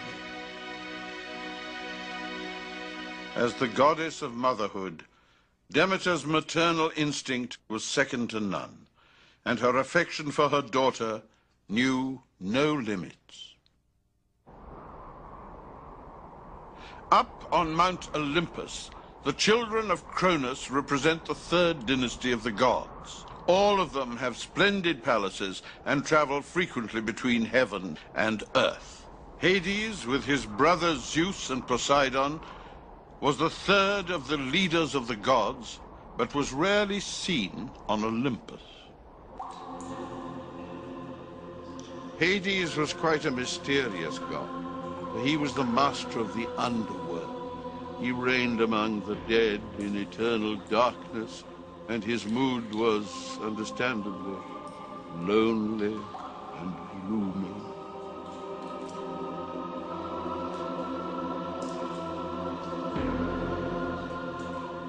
It seems that Hades had adjusted to this rhythm of life, rhythm of death, in his kingdom, and this, I suppose, would account for the rarity of his visits to the upper world.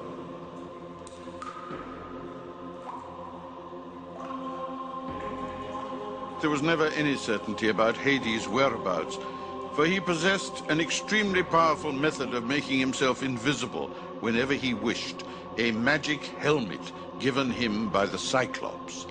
These were the same gigantic creatures who gave Zeus the thunderbolt and Poseidon the trident.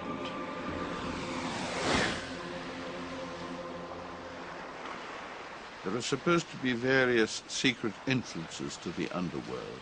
One well-known entrance is a black hole situated somewhere near the fierce rocky area of Cape Tainaron. The main entrance, however, is through the river Archeron in Epirus. According to the myths, the god Hermes used to escort the souls of the dead to the river Archeron, and in order to reach the entrance gate, the deceased had to cross the river by ferry, and the boat was in the hands of an old ferryman by the name of Charon. Tradition says that the deceased were obliged to pay an ovolos to Charon.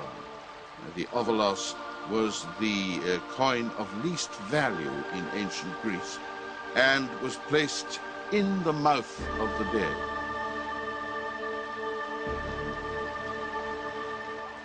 Charon appears in the oldest gallows humor story ever told. In this tale, a dead soul named Menippus refused to pay his fare. The story is told by Lucianos, a renowned writer of the 2nd century AD, in his satirical work, Dialogues of the Dead. "You have to pay me the fare, scoundrel," shouted Charon. "Only nothing can come from someone who has nothing," replied Menippus. Charon raged. "Is there anyone on earth who hasn't even got one single ovolos?" "I don't give a damn about the other people. I know I haven't got one," said Menippus. Charon lost his temper. "By Hades, I'll drown you if you don't pay me the fare." Menippus, already dead, was in the enviable position of laughing at death. "All right, you'll send me back," retorted Menippus. "Send you?" Frustrated, Charon was obliged to let Menippus pass free of charge through the gate to the underworld, the only recorded case of free access.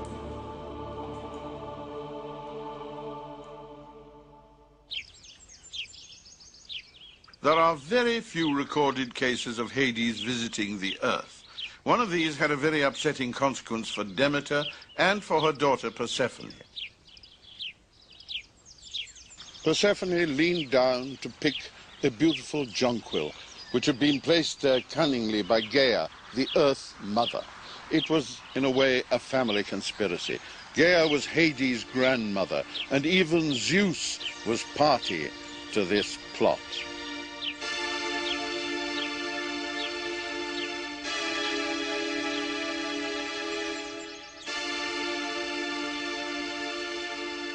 Persephone reached out to the jonquil.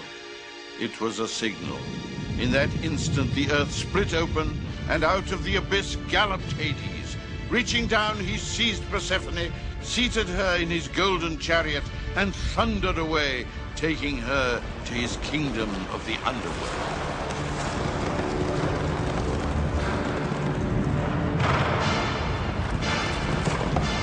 There were only two witnesses, Helios, who saw the scene, and Hecate, who heard Persephone's lamentations.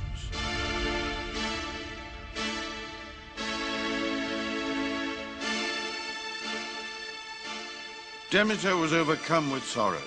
She threw away all the ornaments of her hair, wrapped a black shawl around her shoulders, and flew like a bird over mountains, fields, and seas, looking for Persephone.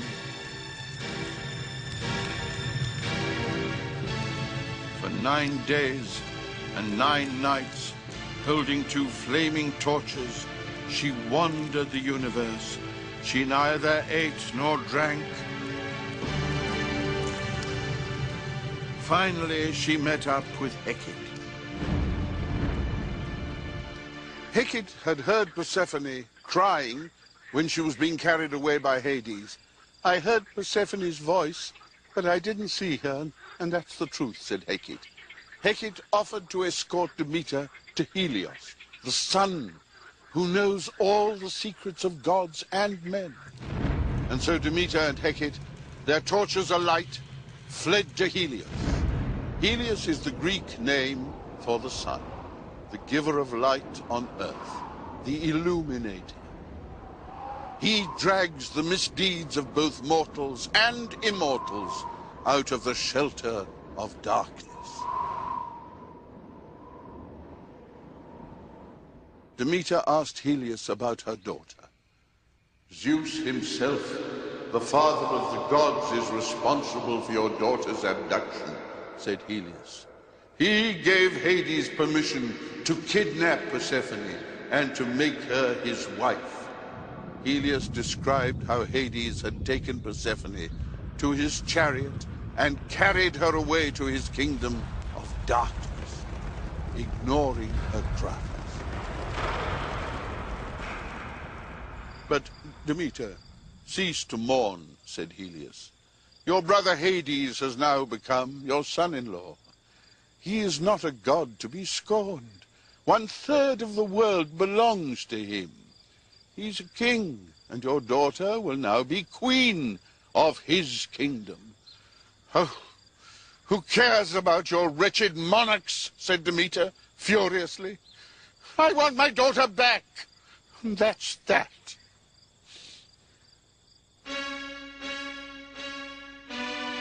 Demeter decided to renounce her duties and withdrew from Mount Olympus.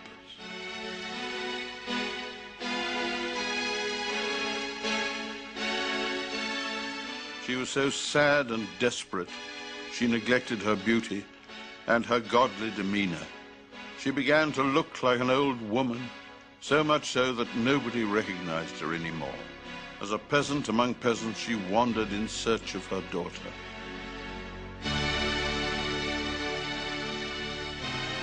Finally, she reached the city of Eleusis, where Helios, a wise and open-minded king, reigned.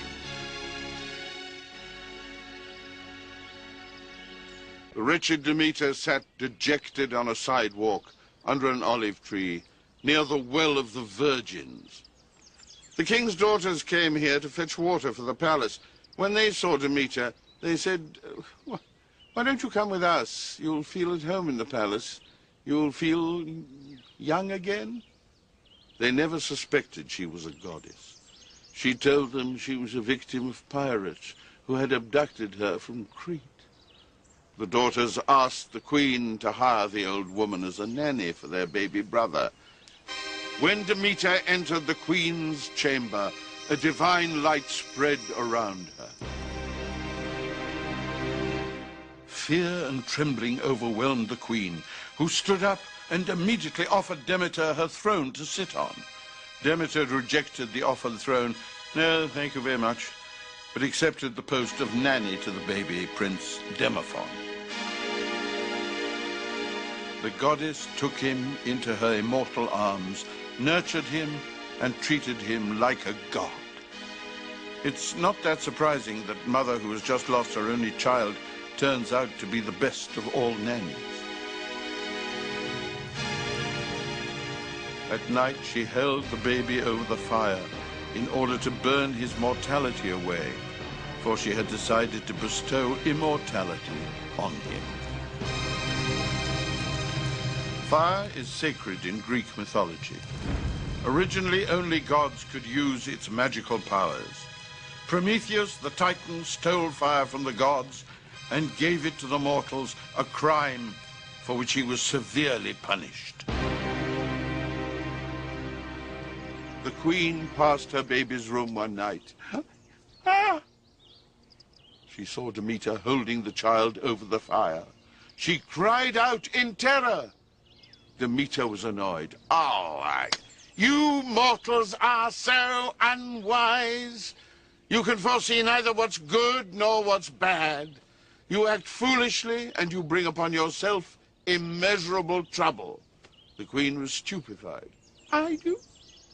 I swear by the great oath of the gods, Demeter went on, that I was on the point of making your son immortal. Ah! You broke the spell now. There is no way he can avoid death. No. With that, the goddess regained all her Olympian composure and left the room, leaving the baby on the floor. Well, I suppose she's given her notice, said the queen to her husband. Now who will take care of my baby? I know I can't.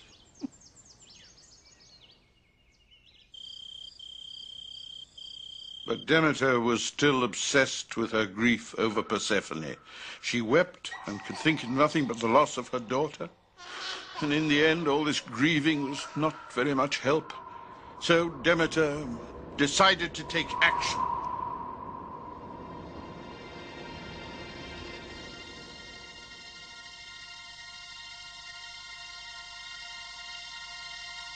A terrible year followed, a year of great unhappiness.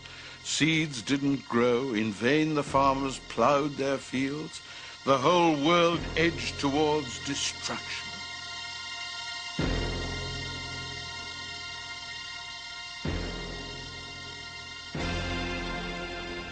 Alarm bells rang all over Mount Olympus. Zeus sent his messengers to plead with Demeter to return home.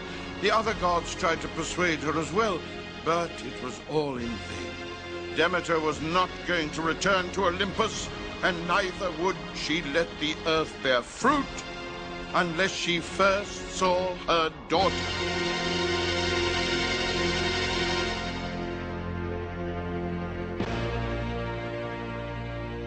Zeus decided that a compromise simply had to be reached, and he sent his messenger Hermes down to the underworld to negotiate with Hades for the return of Persephone.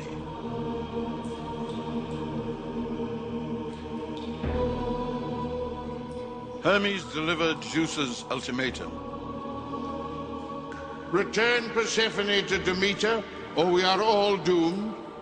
Hades turns to his wife. My dearest Persephone, go back to your mother. Go back to her in good spirits. Oh, don't be sad anymore. I'm not an unworthy husband.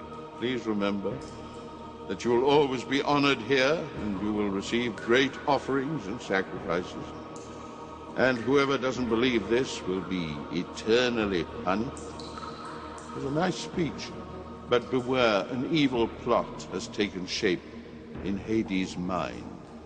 He kissed Persephone tenderly, caressed her, and gently gave her a pomegranate seed to eat. Hermes leapt into the golden chariot and took Persephone away with him. The flying horses couldn't be stopped, neither by the mountains nor the seas, and Persephone was in seventh heaven. Oh.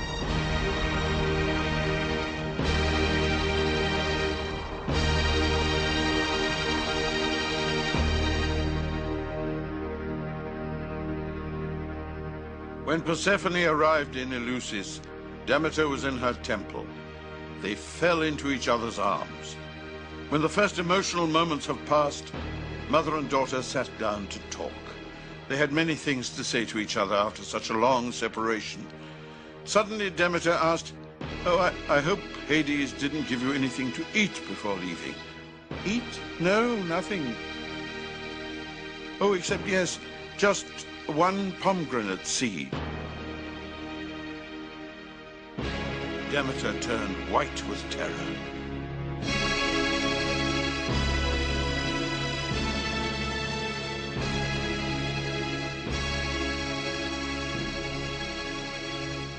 He who tastes the food of the underworld is doomed to return there for good. This was the law, and so yet again Demeter was to lose her daughter. Zeus decided that it was time to resolve this sorry story. Demeter was right to be angry, but now she had to be persuaded to be conciliatory. He sent Rhea, their mother, to Demeter with a proposal. Persephone was to spend 8 months of the year with Demeter and 4 months with Hades in the underworld. Demeter's 8 months started with the plowing of the fields and ended with the harvest. Demeter accepted the agreement and allowed the seeds to grow and the flowers to bloom, and once again the earth was fertile.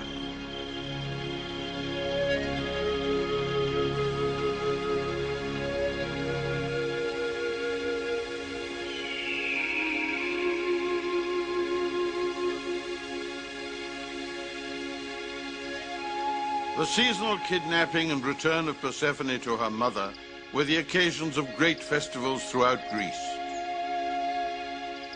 These stones are the last witnesses to ancient rites of spring and to the orgies of the autumn.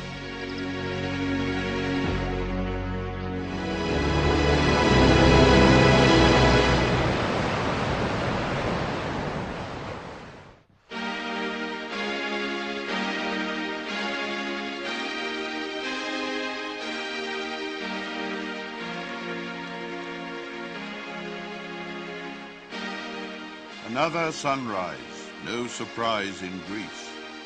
Golden days are the generous gifts of Apollo, the god of light.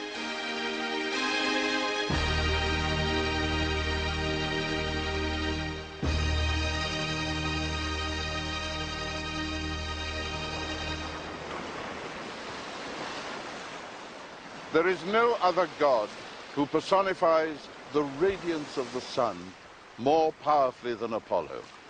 For Greece, so dependent on the sun, Apollo represents a divinity valued far above all the other gods. He is virtually the soul of Greece.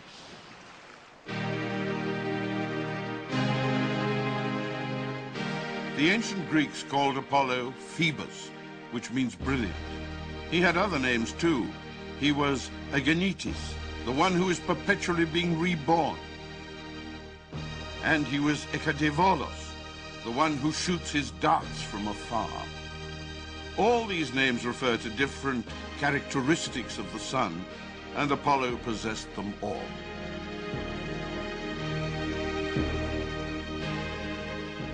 Almighty Zeus once sent forth 2 eagles from opposite ends of the earth, decreeing that their meeting place would be designated as the Earth's navel. They met in the sky above Delphi, site of Apollo's temple.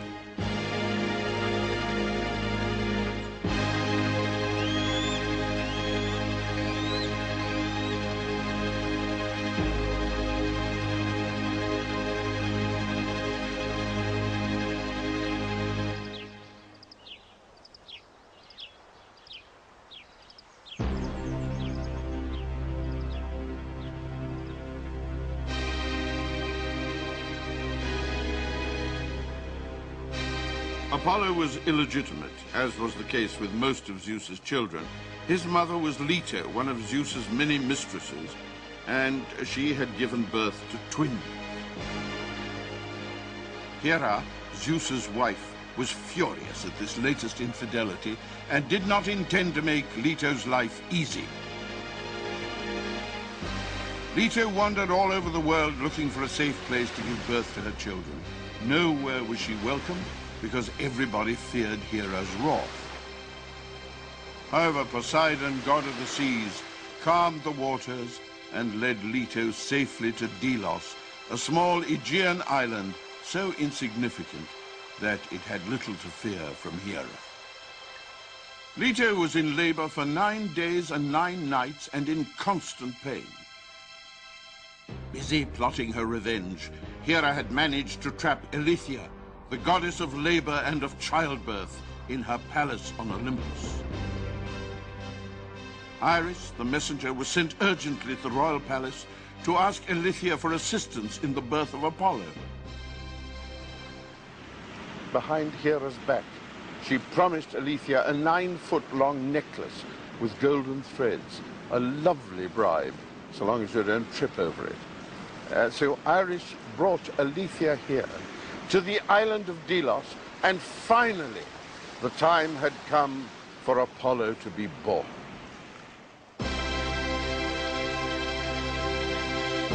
It was a birth truly worthy of a god. Apollo tore at his swaddling clothes, broke through the white mist. He appeared to the world in the midst of a triumphant light. Being the sun god, he grew up instantly and declared himself to be an archer, a prophet, and a musician. He acquired a bow and a lyre. He walked on the hilltops, and in celebration of his birth, Delos was covered in golden flowers. By the way, Leto had an easy birth with Apollo's twin sister, Artemis. She was a healthy girl, later became the goddess of hunting.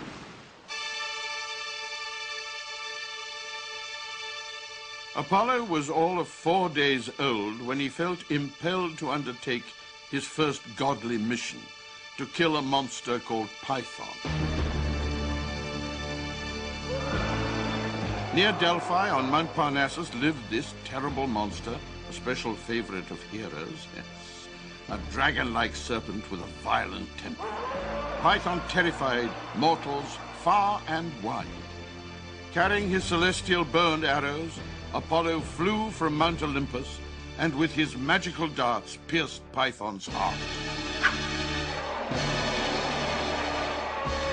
"You monster, disappear into the earth," Apollo said to the dying Python. "Never again will you harm mortals, for you will be melted into nothingness by the bright sun." The serpent writhed in terrible pain. The Python gathered all its remaining strength and crawled into the forest and bled to death.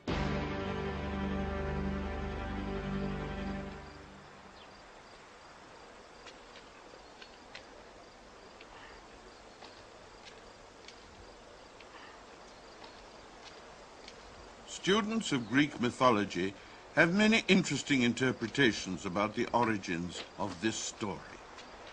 Looking at Delphi, one can imagine how the story started.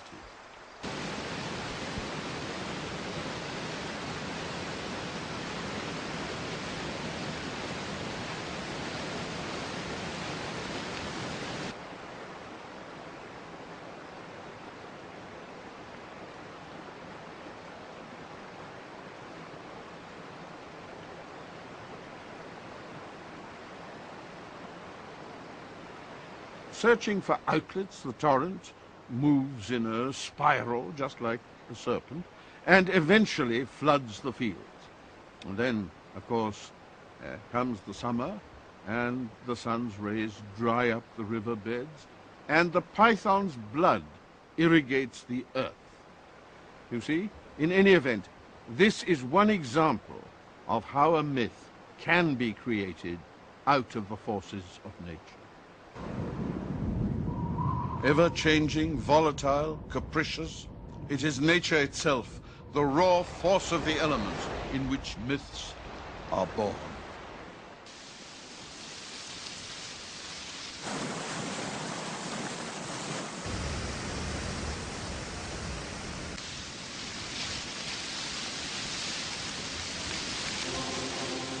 Prophecy occupied a vital function in ancient Greece. And it stands to reason that oracles were consulted, obeyed, and feared. The oracle of Delphi, speaking Apollo's thoughts, was consulted widely by those in perplexity, from ordinary citizens to reigning monarchs. If you assume that women were supreme in pronouncing prophecies, it's only natural to have a woman as the oracle of Delphi. She was known as Pythia, and her power was without limit. She could dethrone kings, destroy nations.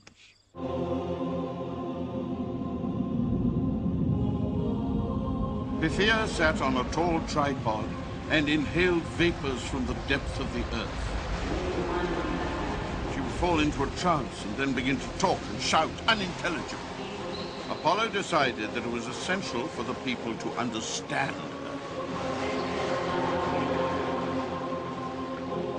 One day, Apollo shone his light over the sea and saw a boat manned by Cretan sailors.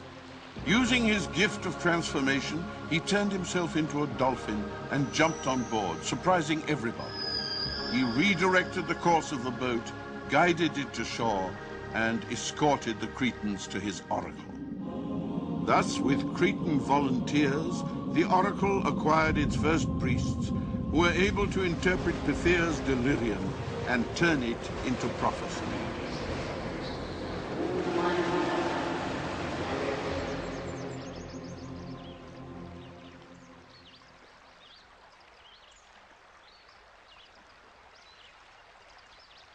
The water from the Castalian spring was used in the purification rites at the temple, and mortals would stop and cleanse themselves before visiting Apollo's sanctuary.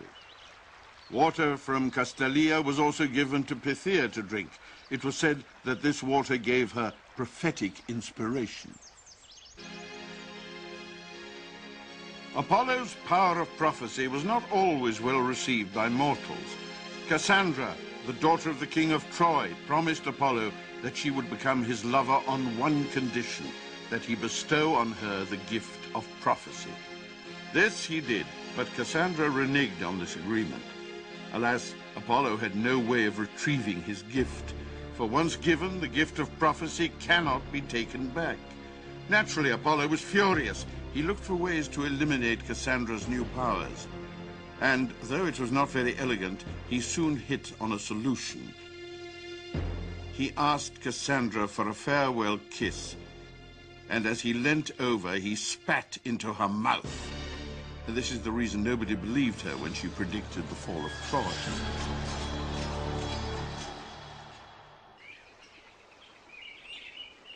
Tempe is an impressive valley near Mount Olympus and is reached by the river Peneus. Nature has been kind here. When he slew the monster Python, Apollo invoked the wrath of Hera, for he had killed someone very dear to her heart. Yes, Hera was fond of Python. In order to protect himself from her wrath, Apollo went on a self-imposed exile here in the Tempe Valley, a verdant place for exile, even if not self-imposed. And there are always the frogs for company. During the time of his self-imposed exile, Apollo refused to partake in any of the privileges of the gods. His assistance to mortals during this time is remembered in the story of King Admetus. In order to marry Princess Alcestis, King Admetus had first to yoke a lion and a boar to his chariot. Apollo assisted the king in this exceedingly difficult task.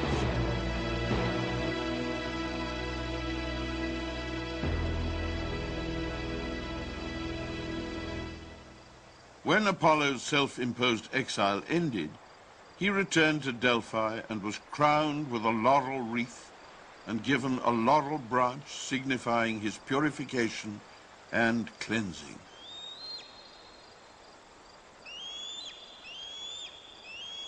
He was now a god to whom mortals could turn for repentance.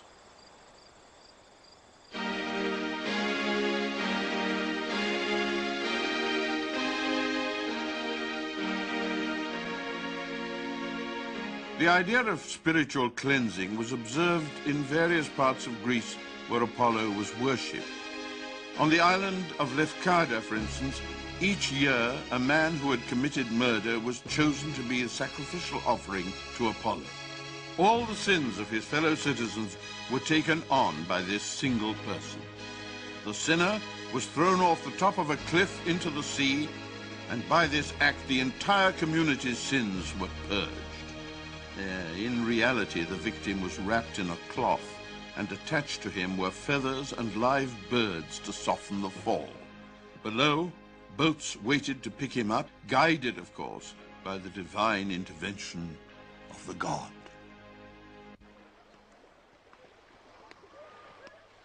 Apollo was blessed with eternal youth. His body was vigorous, he was broad-chested, slim-hipped. He was the ideal man for any woman. One might think that with all of this going for him, Apollo would be much sought after as a lover. Sadly for him, this was not the case. His pursuit of Daphne is a good example of this. Daphne was an exquisitely beautiful nymph, and despite what some people claim, she was also excessively chaste, if you know what I mean. She didn't give in easily to requests for male affection, not even if they came from a god. Apollo was madly in love with her, but she firmly resisted his advances. He was determined and eventually caught up with her.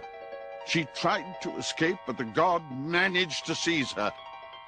Daphne called for help from Gaia, her mother, the earth goddess. The ground instantly opened, and Daphne disappeared into her mother's protected body. Where Daphne once stood, a laurel tree appeared. Daphne, which is the Greek word for laurel, became Apollo's sacred plant. A life for a laurel. Was this to be Apollo's fate? Not only Daphne, but most of the women Apollo pursued rejected him.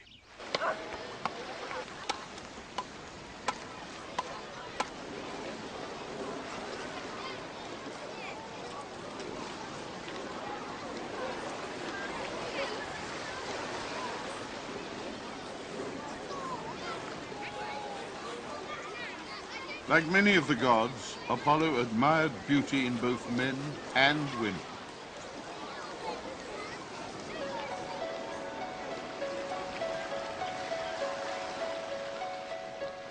Apollo was the very first god to have a male lover. He fell in love with a beautiful youth named Hyacinthus. Hyacinthus was a Spartan prince and must have been very handsome and worthy for a god to fall in love with him.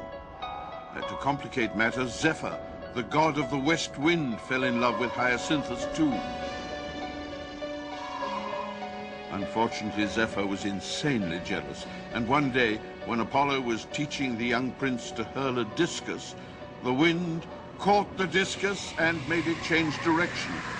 It hit a rock, bounced back, and smashed Hyacinthus' skull.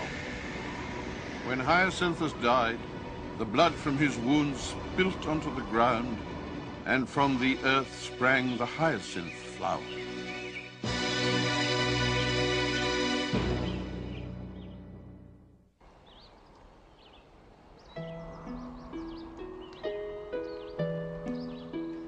Whenever Apollo played his lyre, there was peace on earth and in the heavens.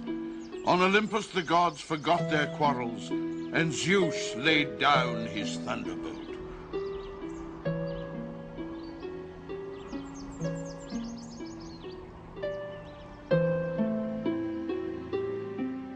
Apollo was very fond of his lyre, to the exclusion of all other musical instruments, especially the flute. This allergy began when the goddess Athene, who had invented the flute, wanted to demonstrate her skills to the other gods. Her playing was not bad, but she noticed during her concert that Hera and Aphrodite kept talking and giggling behind their hands. Athene couldn't understand their behavior. So immediately the concert was over, She took her flute and hurried to a neighboring stream to check her reflection in the water. She immediately realized why her rival goddesses were laughing. She looked totally ridiculous, with her lips puckered and her cheeks swelling up and her face turning blue. Mortified, she threw the flute away and laid a curse upon whoever might pick it up. The unlucky fellow to find Athene's flute was Marsyas. He was so excited when he discovered it, and also that he could create sublime melodies with it, that he went on tour of cities and villages. His performances were applauded everywhere, and logically he came to believe that he was a great artist, and dared declare that he was even more talented than Apollo. He challenged the god to compete anytime, any place. Apollo, provoked, decided to take immediate action. Yes, let's compete, he said, and whoever wins may inflict any punishment on the loser. A jury was formed, the contest began, and they proved to be equally talented. Apollo then challenged Marsyas to both play and sing at the same time. This was obviously impossible, and thus Marsyas lost the contest. As his punishment, Apollo had him flayed alive and his skin nailed to a pine tree. That was musical criticism at its most active.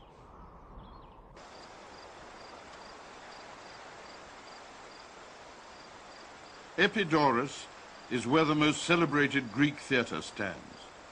Today it is world-renowned for the performance of ancient dramas and comedies held here every summer.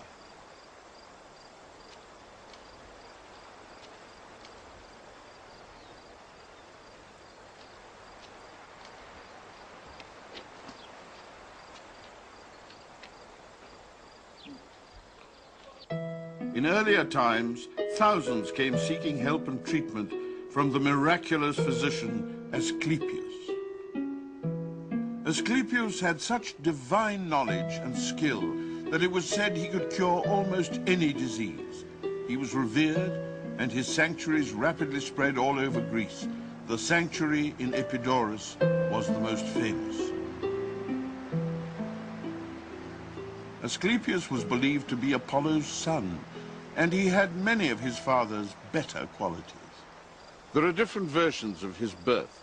One that tells of an amorous adventure of Apollo with a princess from Thessaly called Coronice.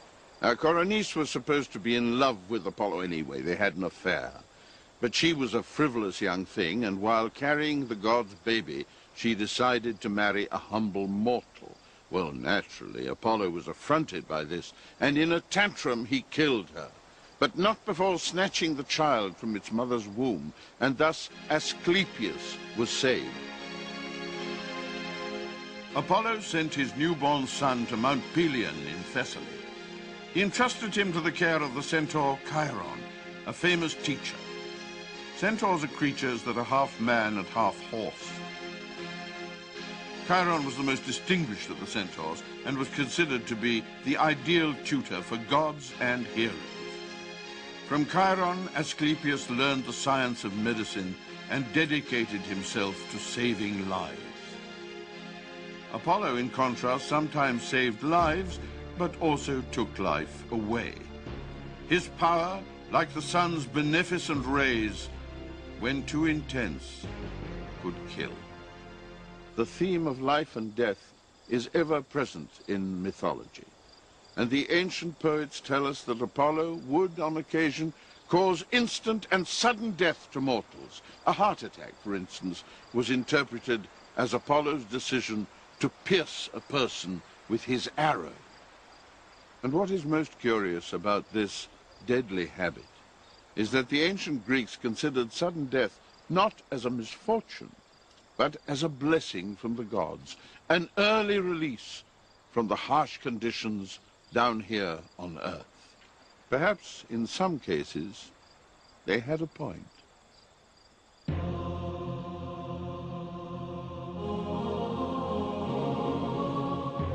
Delphi is now no longer the navel of the earth.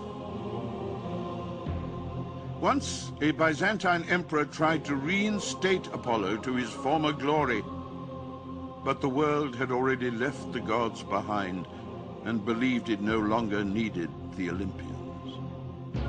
The emperor asked the Delphi oracle for a prophecy. It was to be her last. Είπατε το βασιλεί, χαμέφεσε δέδαλος αυλά. Ουκ έτη Φίβος έχει καλύβει, ου μάντιδα δάφνη, ου παγάν λαλέουσαν. Απές παιδογάρ και λάλα Φίβο.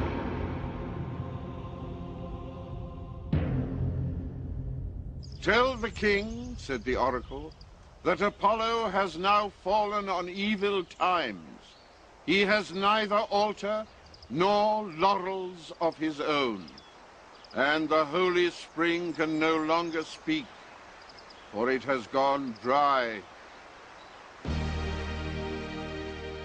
The holy spring may well be dry, and the oracle unable or unwilling to answer questions.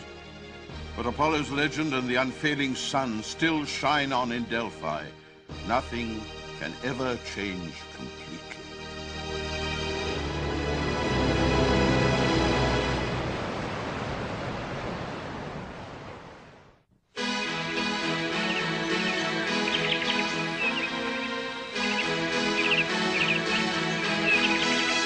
Dionysus was one Greek god whose gift to mortals is appreciated to this day.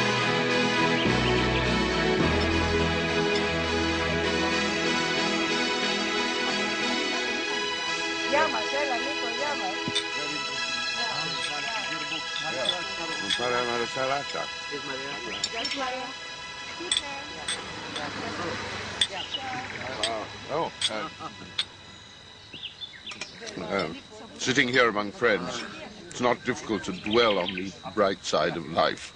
It's a wonderful day. The weather's perfect. The sun's shining. The food is excellent. The wine, well, we're an hour's drive from the city of Athens. Greek mythology permeates this area, and Dionysus himself, the god of the vine, is present everywhere, especially in bottles. In this very spot, Dionysus presented the gift of wine to the people of Attica, and ever since to them, and indeed to the whole world, it has brought a spirit of, well, you know. Cheers to good wine.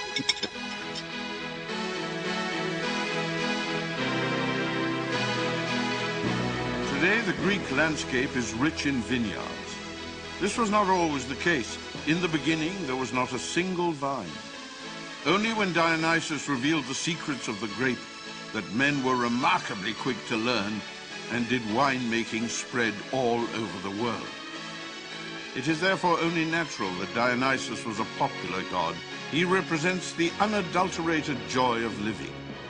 Early storytellers let their imaginations run wild to illustrate the impact of this new gift to mankind. According to one such story, Dionysus paid a courtesy visit to a king and fell in love at first sight with the queen. The king, being of a discreet disposition, excused himself, leaving the lovers alone.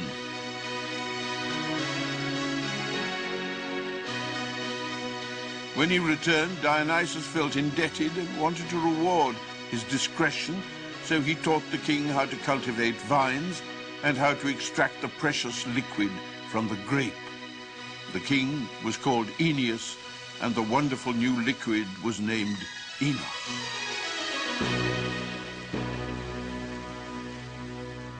Of course, not all stories connected with wine have happy endings, far from it. Let me tell you the sad story of another king visited by Dionysus, King Icarius, who was a kind old man with a daughter whose name was Erigone, and, oh yes, she had a dog called Maera. Now, one day, Icarius invited Dionysus to enjoy his hospitality. Dionysus was so pleased, he presented the king with a wineskin filled with a sweet-smelling liquid. With this gift, he added, a vine stalk with fresh grapes. Now, take this, my good man, said Dionysus to the king, and inform everybody that a miraculous new drink is on the market.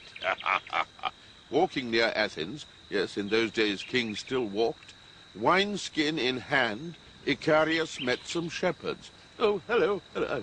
I have something special I would like you to taste, he said. The shepherds tasted the wine. Oh, they loved it. But as they were unaccustomed to alcohol, they soon got drunk. Now, half of them fell asleep, and the others, in their alcoholic haze, thought their friends had fallen down dead.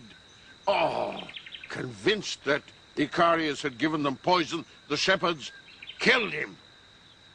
Later, when they came to their senses, because they sobered up, of course, they realized their mistake and decided to bury the body. Here we have an early tragic consequence of drinking too much. Athens, city of the goddess Athene.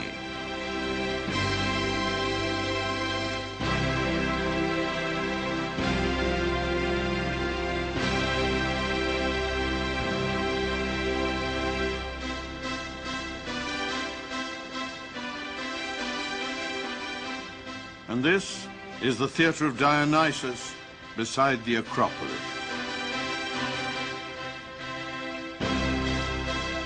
In his time, Dionysus was worshipped and honored almost as much as Athene, the goddess of the city.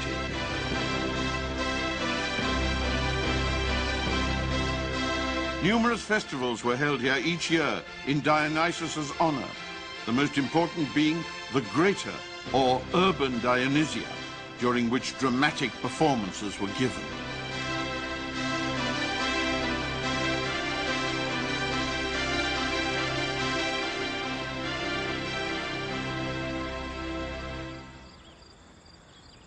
Dionysus was what you might call a self-made god. This sounds strange, but it's nevertheless true. He was not automatically destined to be seen as a member of that pantheon of the gods like Apollo, Athene, Aphrodite, all the others who came to godship naturally. He had to overcome numerous misadventures and indeed persecutions before achieving Olympian status. He ended up, however, a major deity. One might almost call him a super god.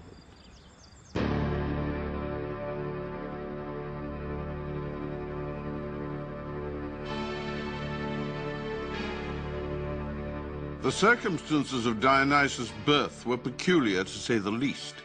Semele, his mother, was a mortal, a beautiful princess, and yes, she was another of Zeus's mistresses. And naturally, she soon became the object of Hera's wrath. To eliminate her rival, Hera persuaded Semele to request of Zeus an impossible favor. She persuaded Semele to ask him to appear before her in all the brilliance of his majesty. As no mortal could ever be allowed to see a god in this state, Zeus denied her request. Semele said that he obviously no longer loved her and therefore couldn't sleep with her. In anger, Zeus burst into thunder and lightning, and she was instantly burnt to death. But Semele was already 6 months pregnant, and to save his child from the celestial fire, Zeus performed one of his miracles, swiftly plucking the embryo from the mother's womb and sewed it inside his own thigh until the child was ready to be born. When Dionysus was born, Zeus ordered Semele's sister Ino and her husband to take care of the baby. For the child's protection, Ino was told that the baby was a girl. Zeus hoped that Hera might be misled and not pursue it. But Hera was not misled. Her jealousy was unappeased, and she turned it against the young Dionysus' new guardians, driving Ino and her husband insane, and in their madness they killed their own children and then drowned themselves in the sea. Once again, however, Dionysus was saved. This time it was Hermes who came to the rescue. He carried the child off to the nymphs, those amiable deities of the woods and mountains. He entrusted the baby to them on Mount Nisa.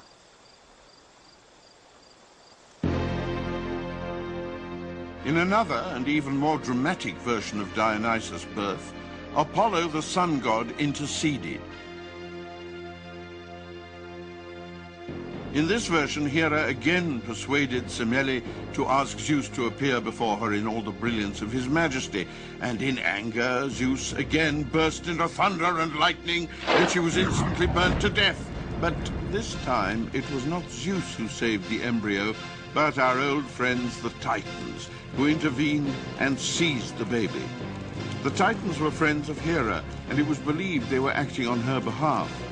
They tore the child to shreds, boiled the shreds in a cauldron, and invited Apollo to the feast. He refused to partake. Instead, he took the boiled remains of the baby Dionysus and rushed them to his oracle at Delphi. Apollo placed the shredded remains of the baby carefully beneath Pythia's tripod in the temple, and it worked. Dionysus was reconstituted by a miracle, and from that time on, his gratitude turned into a lasting friendship with Apollo.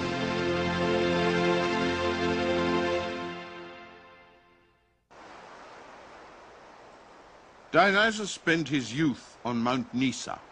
Nisa is actually a fictional mountain that may have existed anywhere. In Attica, Thessaly, Thrace, the island of Naxos, in Libya, Egypt, Arabia, even in India. But for the purpose of our story, we might as well say that Nisa is here. Dionysus grew up enjoying the freedom of nature, and he developed an uninhibited personality. In Homer's words, when the nymphs finished with the upbringing of this worthy god, he wandered in the wooded ravines wearing a wreath of ivy and laurel on his head. All the nymphs followed him. He walked ahead of the chorus, and the noise they made filled the huge unending forest. It was during his early years in Nisa that Dionysus first invented the art of winemaking. And no doubt it was wine that produced the joyfulness and gaiety in Dionysus's companions. Well, it is true that after a few glasses of wine, most of us become a little boisterous, sometimes even noisy. But in the myths, Dionysus' behavior is depicted as a kind of madness and was considered part of the revenge inflicted on him by Hera.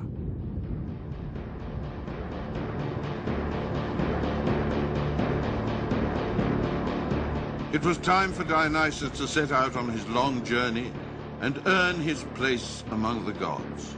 His travels were destined to be full of adventure and unexpected encounters.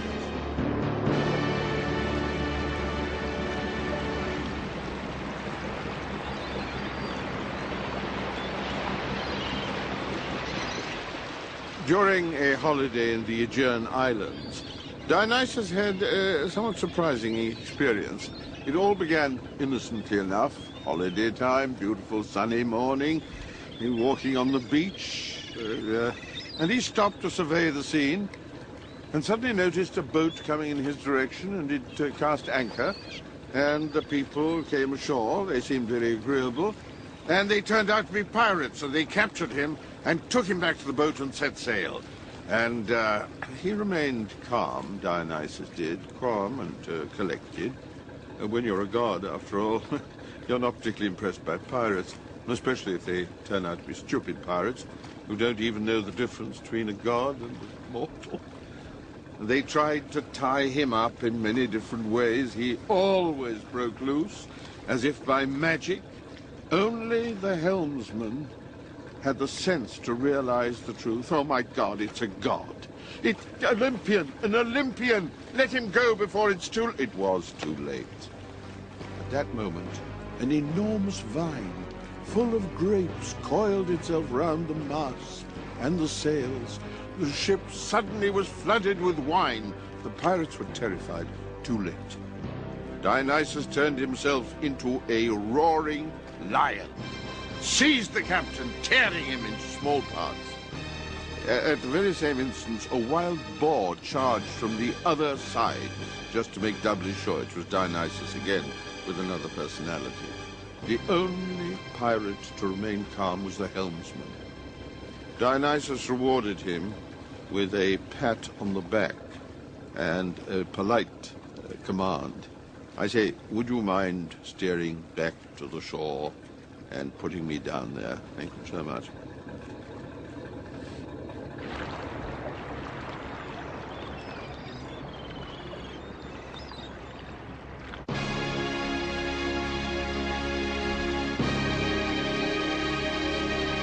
Mount Olympus. Dionysus was ready to be received among the Olympians. First, however, he had to purify himself of all the transgressions he had committed.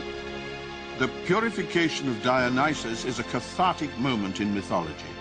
Rhea, Mother Earth, offered her blessing and embraced the young god, and through her embrace Dionysus was reborn. At that moment, according to the dramatist Euripides, the world was flooded with milk, wine, and honey.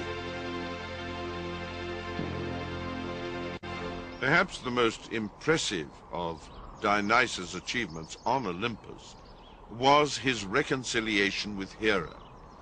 Reconciling with Hera is one of the most difficult things imaginable.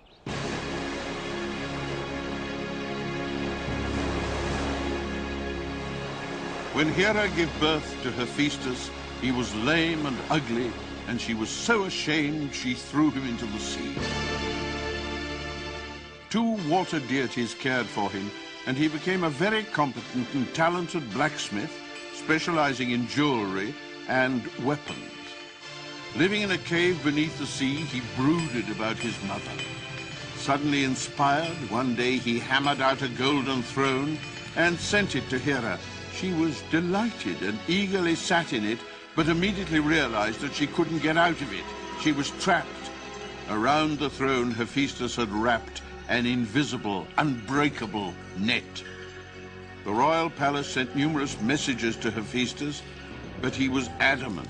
He absolutely refused to free his mother. This was the opportunity Dionysus had been waiting for. He flew down from Olympus and met Hephaestus in his cave. Dionysus had brought copious amounts of wine, and so the two of them talked and drank and complained about Hera. Finally, Hephaestus got so drunk, he agreed to return to Olympus. Even when drunk, Hephaestus held his liquor well enough to haggle over Hera's release. He first of all demanded that he be allowed to inhabit Olympus, and then he went on to insist that he be allowed to marry Aphrodite. As for Hera, she was so pleased at being released. She removed all of her objections to Dionysus, and from then on, they were reconciled.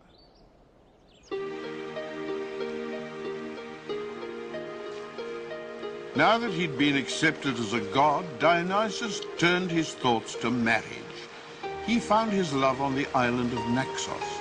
She was a serene beauty, and her name was Ariadne. On first seeing her lying on a beach, Dionysus thought she was dead, but she was merely sleeping.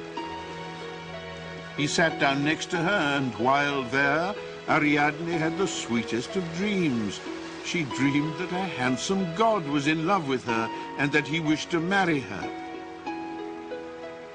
But why was the beautiful Ariadne sleeping alone on a deserted beach? Ariadne was the daughter of the Cretan king Minos. He was the son of Zeus and Europa. Ariadne lived with her father here in the royal palace of Knossos. One day, the Athenian hero Theseus arrived in Crete on a mission to kill the Minotaur.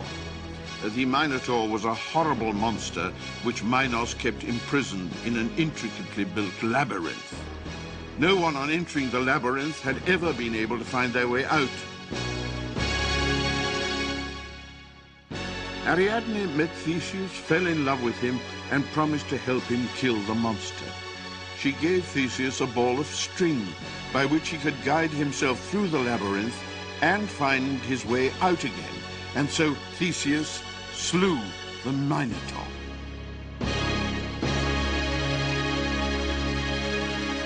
Theseus took Ariadne with him and left Crete. The island of Naxos was a stopover on their journey back to Athens. But why in the world did Theseus leave Ariadne alone on the beach? Some say that Theseus wanted to be rid of Ariadne and left for Athens while she was asleep.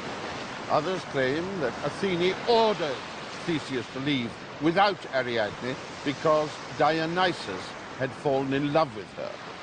It's also been claimed that Theseus voluntarily offered Ariadne to Dionysus.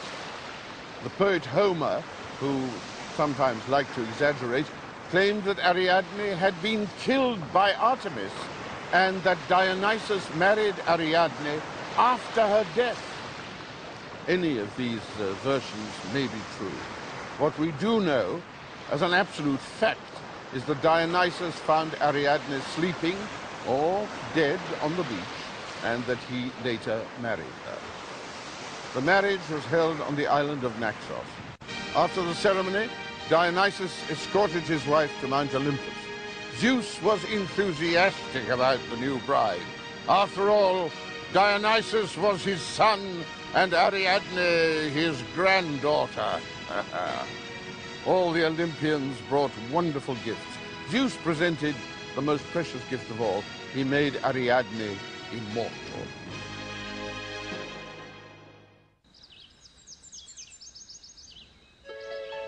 In his retinue, Dionysus had some special companions.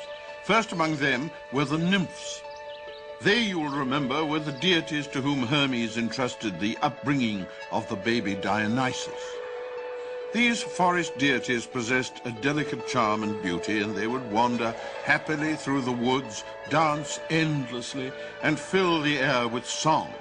Occasionally, though, they turned themselves into stern forest rangers and punished any offenses committed against the trees and plants. Among his other companions were the satyrs and Sileni, who represented a peculiar kind of divinity. They had a human appearance combined with animal characteristics. These forest genii occasionally got into mischief and amused themselves by terrifying shepherds and travelers. The most famous among the Sileni was old Silenus. He was an extremely ugly, bald, snub-nosed fellow, always drunk, but extraordinarily wise. He served as Dionysus's tutor and helped in shaping the young god's character. To complete Dionysus' retinue, we have the Maenads. These were his most devoted companions. They followed him wherever he went. They were usually crowned with wreaths of ivy and holding staffs tipped with pine cones. They dressed in a motley collection of animal skins. If you saw one of those, it was bound to be a Maenad. The Maenads were the chief worshippers of Dionysus. This implied a single-minded pursuit of ecstasy, wild dancing, transcendent abandon, inspired by inebriation, were the chosen roads to their goal. A word had to be found to describe these elevations of the soul into illogical bliss and passion, and the word they found was orgies.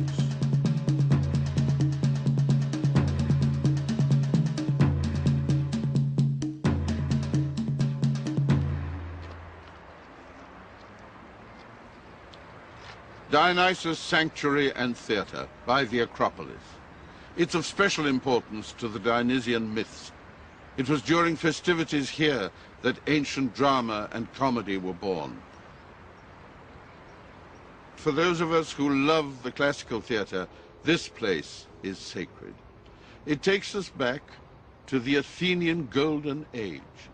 Dionysus inspired the ancient dramatists to create their masterpieces, and his spirit is present in the chorus of the tragedies in the plot of the comedies and very much in the satirical dramas. The ancient Athenians, seated exactly here, they could feel the presence of Dionysus, and they came to recognize him as a god who showed them the way towards the sublime.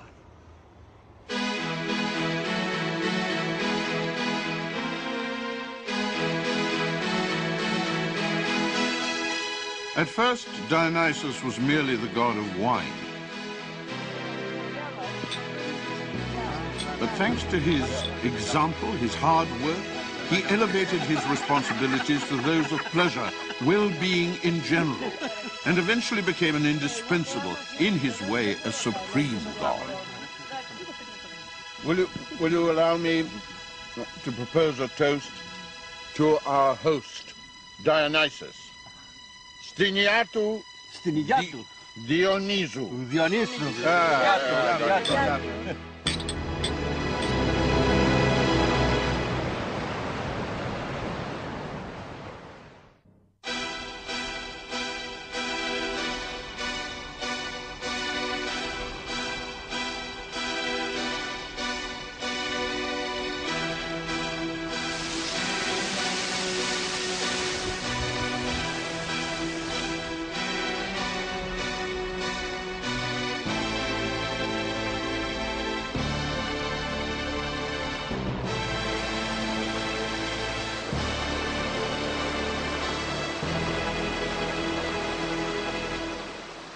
Mortals have always been in awe of nature, and with good reason. While nature can be very beautiful, she is also at times dangerous and often treacherous.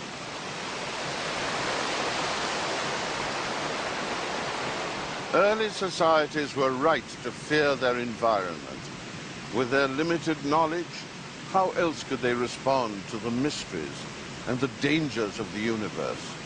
And so they had to find ways to appease the forces of nature and give themselves the illusion by mythology that nature was capable of being tamed.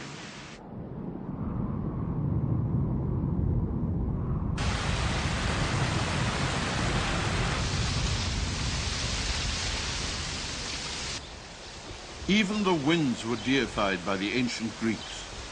Boreas, the north wind, was boisterous and could be savage. He took pleasure in creating high seas, storms, seasickness, and danger. Boreas appeared to the focused eye of the mariner as a galloping stallion who had sired 12 mares, so nimble they cleared the crests of the snarling waves without even wetting their hooves.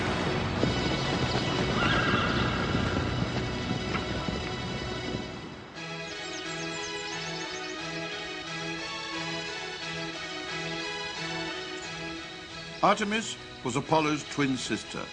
Their mother Leto had been yet another of Zeus's incalculable mistresses. The beauty and cruelty of nature's laws are Artemis's province.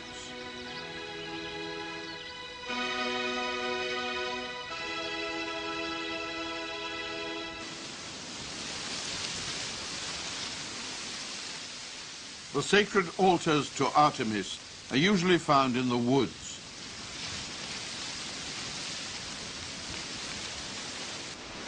She protected the flora and the fauna, and she supplied water when it was necessary. She also protected animals, especially wild animals. And she punished those who acted against nature. In our time, I imagine, she would have been a strong supporter of the environment.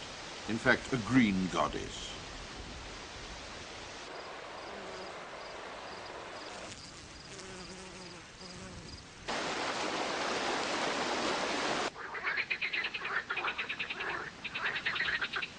When we first meet Artemis, she's a 3-year-old girl sitting on her father's knee. Such tender moments are not uncommon in family life, here or there. Daddy, dear, Daddy, please promise me. What would my darling baby wish me to promise her? I want to remain a virgin all my life. What? Oh, the almighty Zeus was shocked. to remain a virgin in the Olympian kingdom was not an easy thing to accomplish. However, he was charmed by his little girl. Your wish shall be granted. Artemis pushed her advantage and asked for a few additional favors. Give me a bow and arrow, as you've done with my brother, Apollo. Give me the right to carry a torch.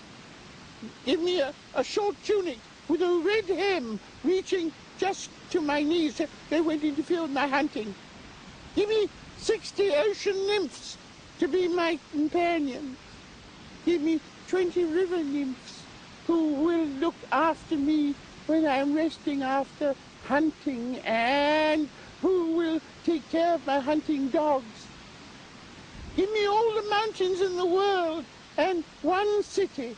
I'm asking for only one, Daddy, because I intend to stay in the woods and the mountains hunting, and will seldom go down to visit the people. Zeus, doting father that he was, gave her all this, plus, 30 cities. Oh, you deserve them. Ha ha ha.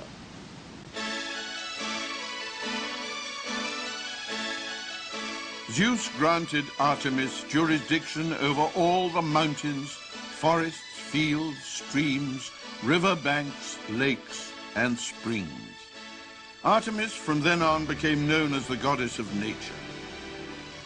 All over Greece, temples and altars were dedicated to her. Her sanctuary here at Brauron is among the most famous in antiquity. Artemis was proud of the ease with which she was born. She was in the habit of repeating, "With my help, my birth was an easy one." She was so confident that she believed she could direct the course of her own destiny. Poor Artemis. Little did she realize that even she was just a messenger, and that in the mythological world, even the gods must submit to their preordained fate. This was the law. There were no exceptions. Artemis was born here on the island of Delos. The island being small and insignificant, mortals on Delos had little to fear from Hera by giving Leto shelter, and Leto was greatly relieved. Artemis was born with great ease and assisted in the birth of her brother Apollo the next day.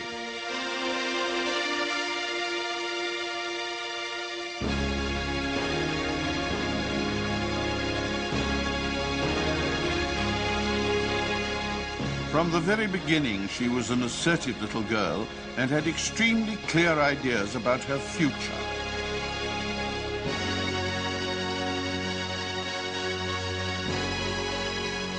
Artemis and Apollo carried out many of their activities together. Artemis, as skilled an archer as her brother, let fly with her deadly arrows at anyone who offended her, either by killing an animal that was sacred to her, or by boasting that he was a more skillful hunter than she was. When sheep or goats died, shepherds believed it was either Artemis or Apollo who had targeted their flocks. The twins were inseparable. However, as in all such relationships, there were inevitable conflicts.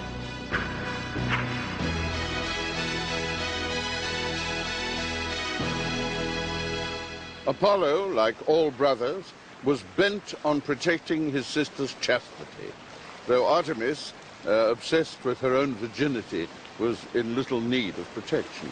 But there was someone she once fancied. He was not only handsome, but also a very good hunter. His name was Orion. Apollo rushed to Rhea, Mother Earth, to protest. What happened between them was not at all decent, he said. The man must be punished. Rhea sent an outsized scorpion to attack Orion. Orion fought back, but soon realized that the scorpion was unbeatable on Earth, and in order to escape, he dived into the sea. Orion was a good swimmer and was soon a long way out. Apollo called to Artemis, "Can you see that point over there? I bet you can't hit it with your arrow." But of course, that challenge was too much for Artemis to resist. that was the end of her handsome lover. Artemis was deeply upset when she realized the trick that had been played on her. She arranged for Orion to be placed among the stars in the sky as compensation. Perhaps you've seen him. In winter nights, he is by far the most striking constellation in the northern hemisphere. And now you all know how Orion got there, by swimming.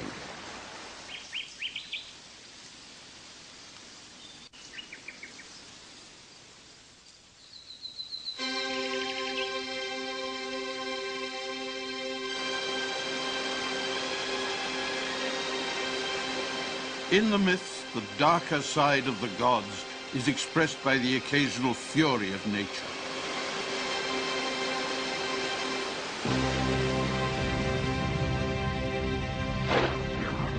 Zeus had scarcely put down the dangerous revolt of the Titans when he was forced to undergo a new struggle, this time against the giants. These monstrous sons of the earth had serpents in their hair and beards and serpents' tails for legs. They emerged from the ground in the Pallene Peninsula. To scale the heights of Olympus, the giants piled the surrounding mountains, one on top of another.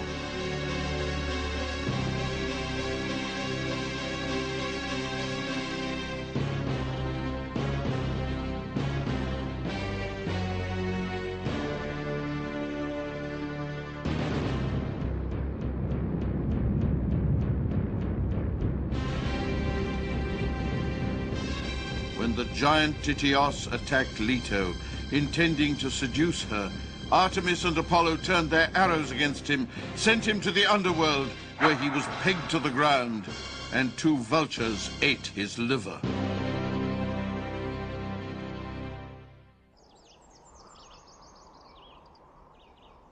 Niobe was the happy mother of 12 beautiful children, 6 boys, 6 girls.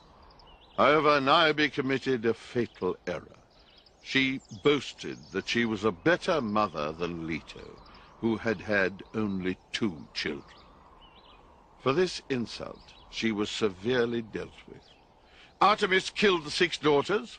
Apollo pursued the 6 sons and struck them down one by one with his arrows. To put an end to her suffering, Zeus was kind enough to turn the poor Niobe into a rock.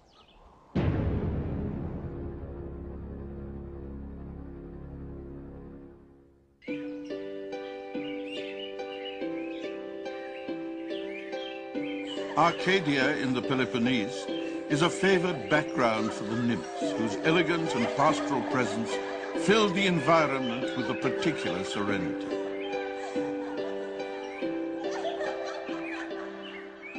One of them, Maya, was different from the others. Shy and diffident and disinclined to giggle, she lived alone in a cave, and it was there she was surprised by a visit from the ever-curious Zeus. "Anyone home?" The offspring of the visit was Hermes, the messenger of gods. Maya's newborn child grew up astonishingly quickly. On the very day of his birth, he went for a walk in the woods, and the first creature he saw was a tortoise hiding in the grass.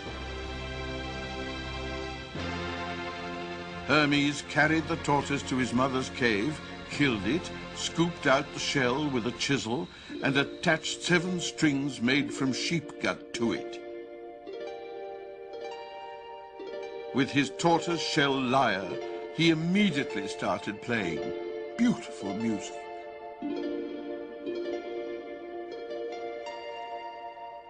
Hermes was a precocious child, even for a god.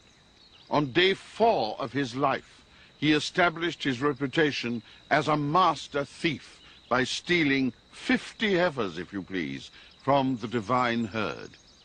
Apollo, who was in charge of this herd, was particularly angry at this audacity, and when he discovered that it was his brother Hermes who was the thief, well, he took him to Olympus for punishment.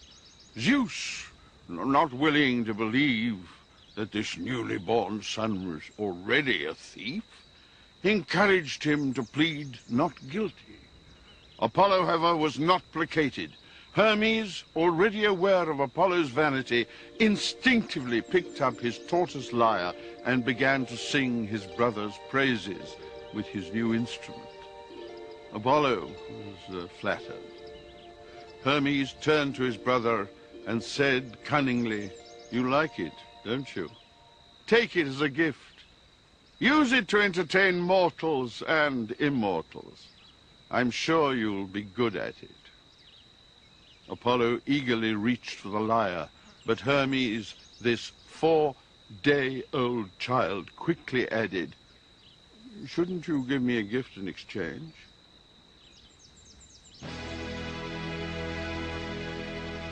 And so it was that Apollo became the god of music and Hermes the protector of herds and flocks.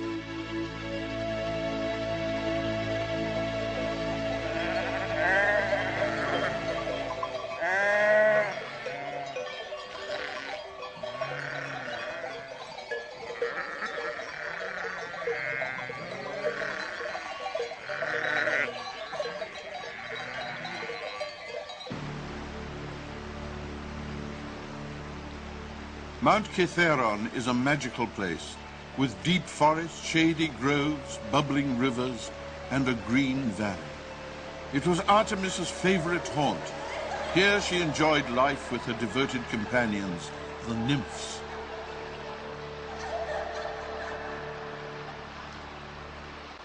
As I understand it, nymphs are the ancestors of the good and bad fairies in those childhood tales that so touched our hearts when we were small. The nymphs are ethereal creatures. They're joyful, delicate, and exquisitely beautiful.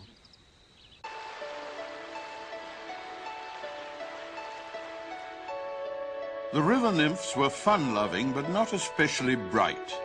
They often fell madly in love with handsome young shepherds and bore their offspring.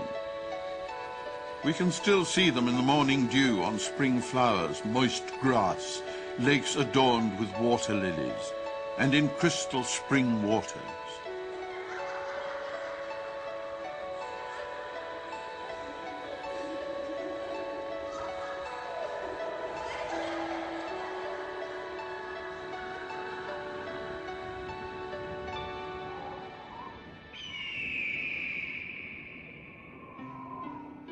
Artemis expected her nymphs to be as pure and chaste as she was. Callisto was a serene and beautiful nymph who had no intention of violating Artemis's wishes, but Zeus had other ideas. Taking on the form of Artemis herself, he seduced poor Callisto.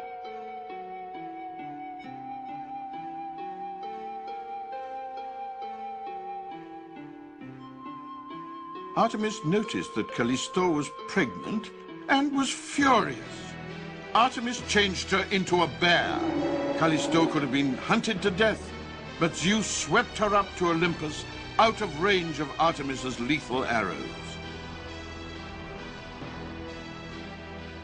As representatives of the gentler side of nature, the nymphs were vulnerable to the whims of the gods.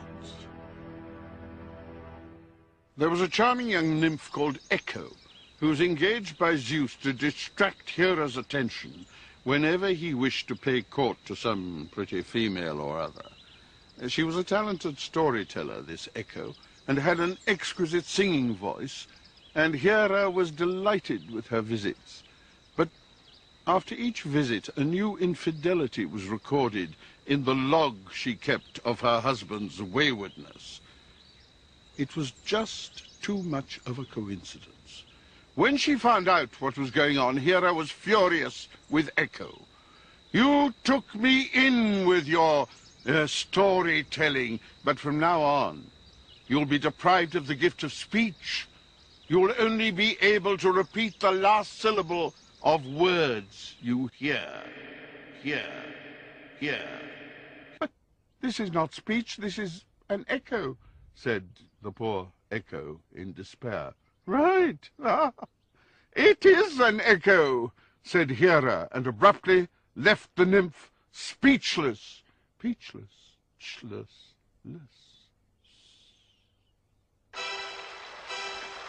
As she was now deprived of speech, Echo couldn't even declare her feelings when she fell in love with a young man called Narcissus, and so he ignored her. Echo was miserable and hid in a cave.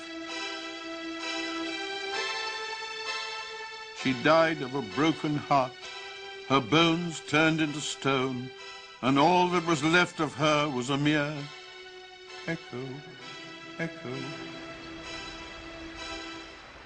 It may well be that it was Narcissus' hard-heartedness that turned Echo into stone.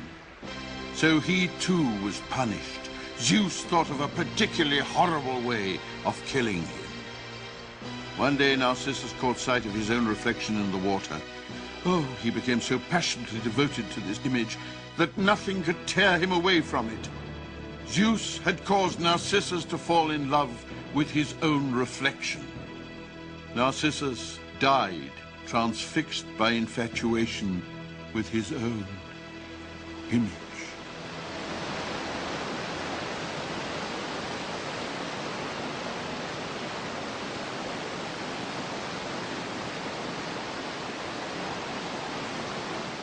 Although Artemis was a benign enough goddess in her protection of nature, when it came to the protection of her own prudery, she could be absolutely ferocious. On one occasion, a youth named Actaeon chanced on her bathing naked. To prevent him from telling his friends that he had actually seen her in the nude, Artemis changed him into a stag and had him torn to pieces by his own pack of hunting dogs.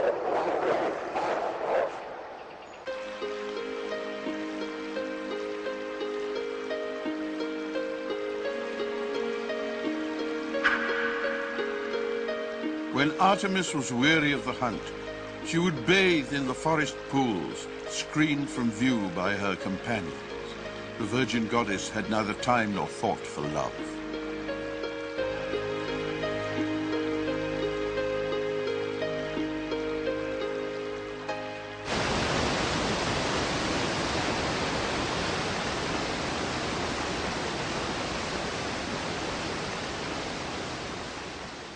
When keeping mythological time, it's easy to be transported from one place to another. And this fast-flowing river near the shrines of Olympia is named after the river god, Alpheus. The myths declared Alpheus to be the son of the ocean, possessed of overwhelming power. He received incessant offerings and sacrifices from the nervous, and this constant attention went to his head. Believing himself to be irresistible, he wanted nothing more than to seduce the unattainable, Artemis.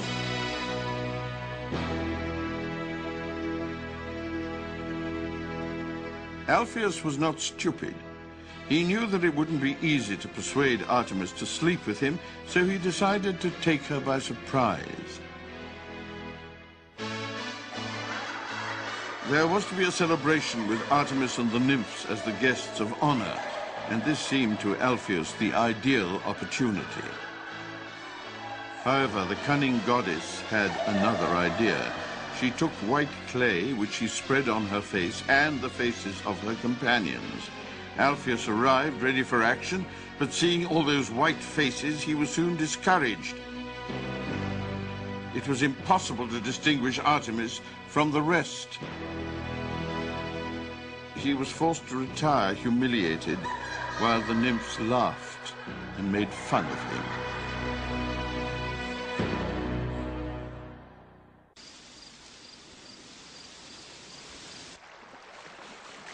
Nothing outraged Artemis more than cruelty to animals. In such cases, she could be a most vengeful goddess. Rumor had it that once a tamed bear was wandering around the city of Athens, quite normally. A young girl began teasing the animal. The bear attacked the girl, her two brothers took revenge, killed the bear, and then a terrible plague spread throughout the city.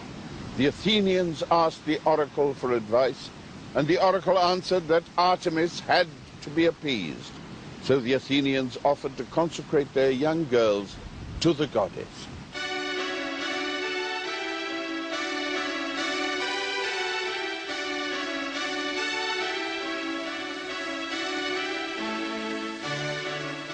In honor of Artemis, young girls between the ages of 5 and 10 came to the temple at Brauron to offer themselves to the goddess.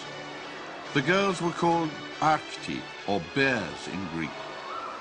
Their parents sheepishly followed the girls, making sacrifices in honor of the goddess.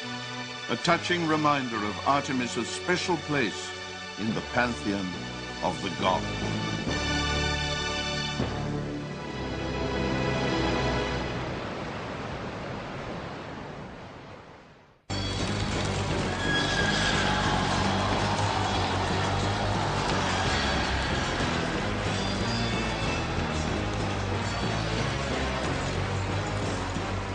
The Trojan War was the main event in Greek mythology. It was much more than an incident, much more than an anecdote. Thousands died over the 10 years of its duration. It caused violent quarrels between the gods and direct conflicts between them and mortals, and a single beautiful woman was the cause of it all.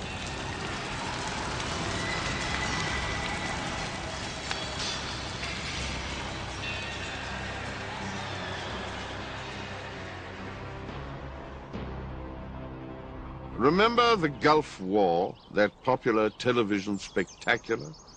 Well, for the gods of Olympus, the Trojan War provided similar entertainment for much longer. Comfortably seated in their thrones on top of Olympus, the gods eagerly watched the mortals kill each other, and even laid bets on the outcome.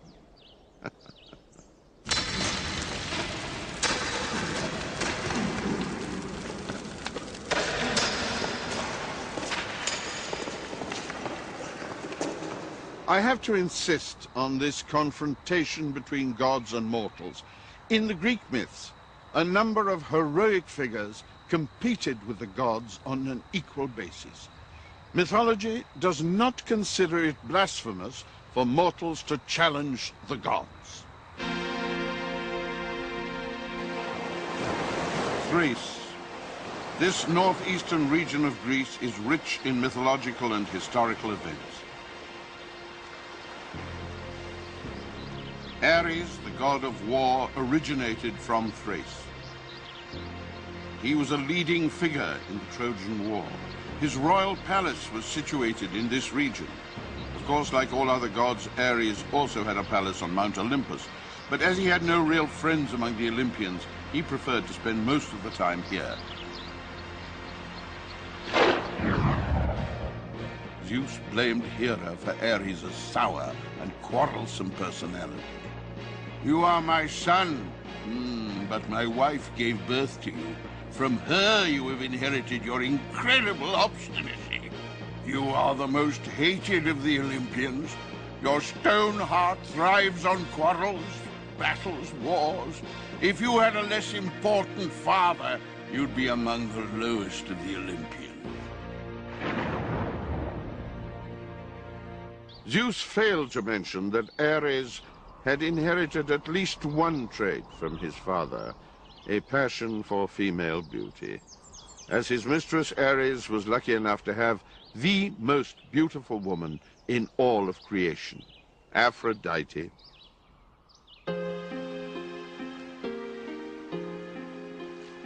It was in Thrace that Ares and Aphrodite pursued their amorous escapades, and it was there that the god Helios, the sun, spotted them.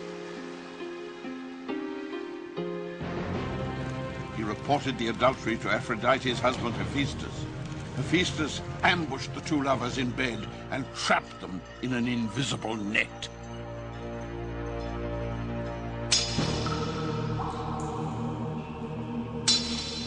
Apparently, Aphrodite was not alone in her fondness for the god of war. Hades, the king of the underworld, entertained a certain respect for Ares, since, as the god of war, he provided the kingdom of death with an abundant supply of freshly slain young soldiers.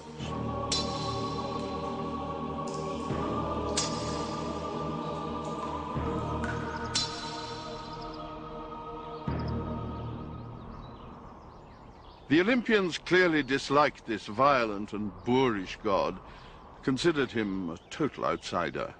But to be fair, we should point out that Ares was not the only one responsible for the quarrels and fights among the gods. There was also a particularly nasty and erratic goddess named Eris. She caused nothing but trouble. In Greek, her very name, Eris, means discord.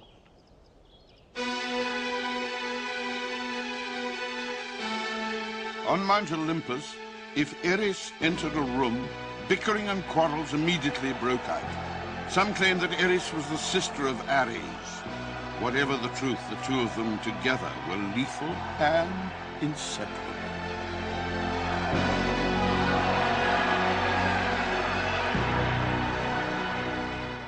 What is even worse is that Eris had offspring, and just listen to their names. Ponos, which means pain, Maches, battles, Phony, meaning murders, Dysnomia, which means anarchy, Limos, meaning famine, and Lethe, meaning oblivion. Eris indeed spawned a tight-knit family. It must be said that Mount Olympus was hardly ever a haven of peace. Zeus's insatiable appetite for love and his wife's vicious resentment of it hardly created the best climate, to say nothing of the incessant parade of illegitimate children. And as a consequence, there were often conspiracies against Zeus, a sort of endless mutiny led by his wife Hera, who else, and her accomplices Poseidon and Apollo.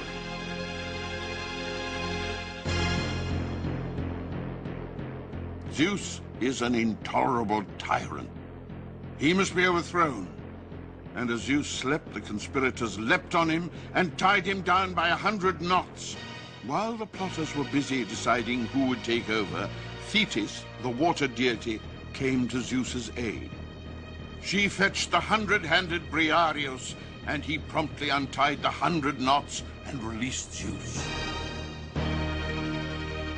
As a punishment, Zeus banished Poseidon and Apollo to Troy. Poseidon was forced to help build the walls of the city, and Apollo was consigned to tending the local king's oxen. As for Hera, Zeus attached an anvil to each of her ankles, bound her hands with golden handcuffs, and suspended her from the sky.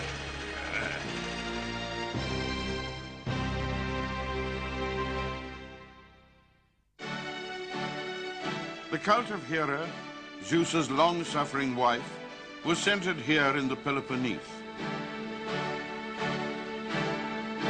A temple was dedicated to the goddess, whom the local people honored and worshipped.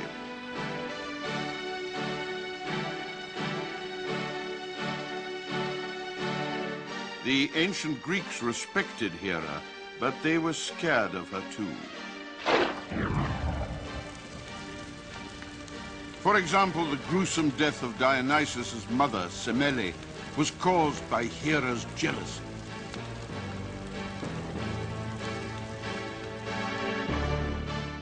And Leto's prolonged suffering when she was giving birth to Apollo was entirely due to Hera entrapping Aletheia, goddess of labor, on Olympus.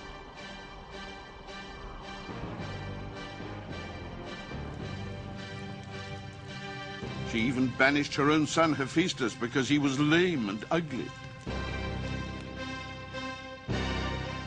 And Hera had a particular dislike for the renowned hero Hercules, another of Zeus's illegitimate offspring. Behind all these conflicts was Eris, sowing the seeds of discontent.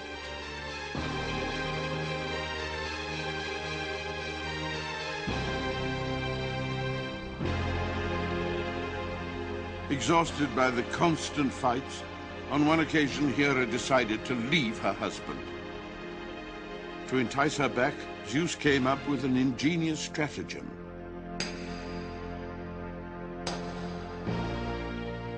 he created a statue, put a veil over it, and paraded it round in a chariot, spreading the rumor that this was his new fiancée, soon to be his wife. Hearing this, Hera rushed back and attacked the statue, intending to tear her rival to pieces. Once again, we can imagine Eris in the background.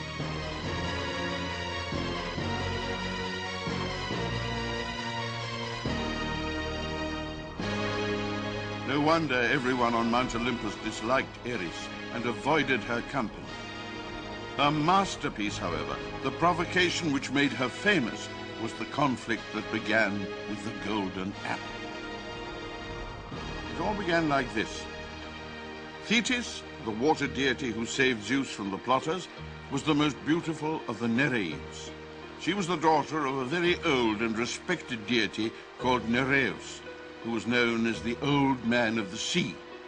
Nereus had 50 daughters, and it was said that when the sea was calm, one could catch a glimpse of the pretty girls wandering around and playing in the blue water.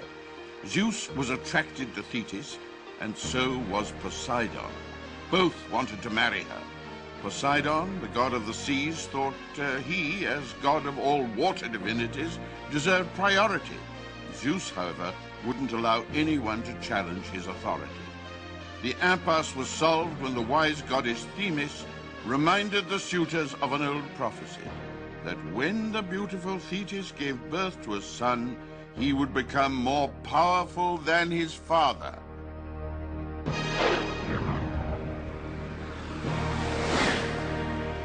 It was not an appetizing prospect, so Zeus decided that neither he nor anyone else in Olympus would marry Thetis.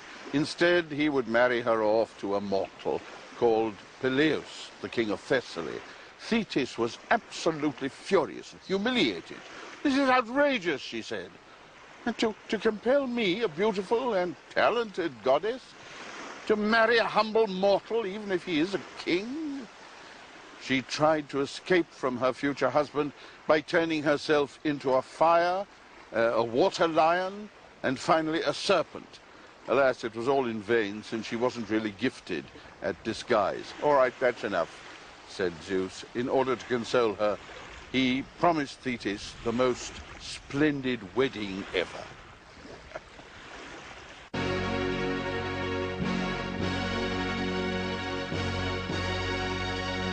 The ceremony took place on Mount Pelion in Thessaly, an exceptionally beautiful sight. All the gods and many eminent mortals were invited.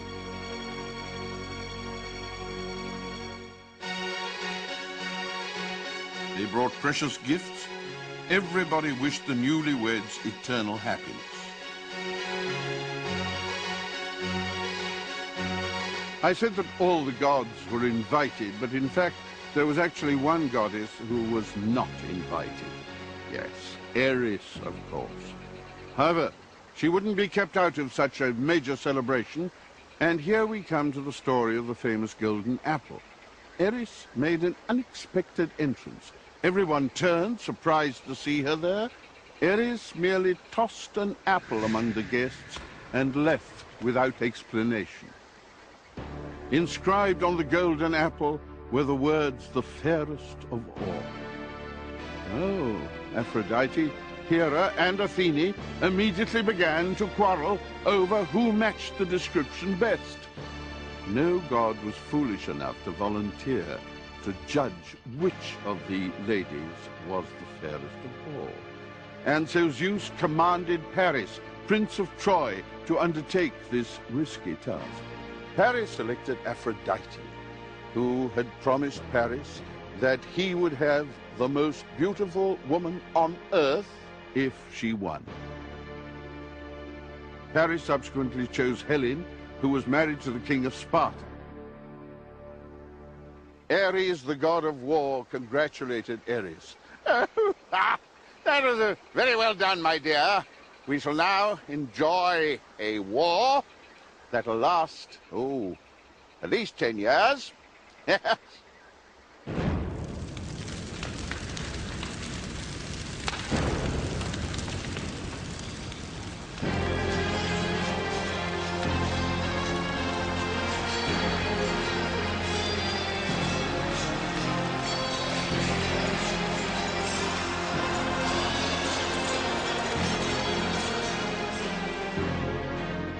King Agamemnon was the leader of the Greek expedition against the Trojans, and this imposing monument was said to be his tomb.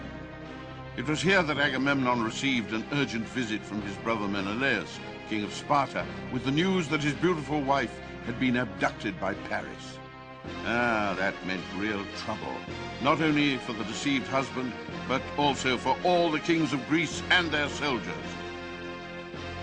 It meant even more trouble for Paris's father, King Priamus of Troy, and his subjects, who were eventually to suffer the most dreadful punishment.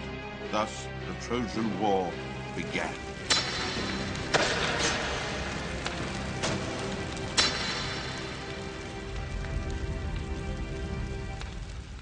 The Trojan War is the epic to end all epics. However, I don't intend to chronicle all of the events of the 10 years of conflict. The incidents are just too numerous, and it's awfully difficult to keep track of them. Homer, after all, wrote 15,692 verses in the Iliad to describe the war, and even that was hardly adequate. The Iliad begins with a famous quarrel between Agamemnon and the bravest of the Greek heroes, Achilles. It was that crucial moment when Achilles withdrew from the battle. He was in conflict with his fellow Greeks, and anyway fed up with fighting the Trojans.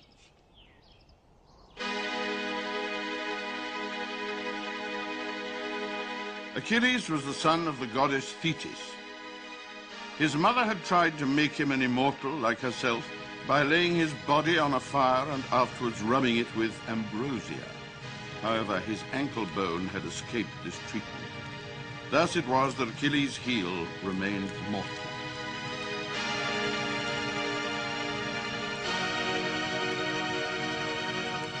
This vulnerable point was enough to doom him during the final days of the Trojan War. Thetis ran to Zeus. "My respects to you, almighty king of gods and mortals. It's certainly not in my interest to disrupt your divine serenity, but I believe you owe me a small favor." In an attempt to save her son, Thetis asked Zeus to punish the Greeks by turning the balance of the war in favor of the Trojans.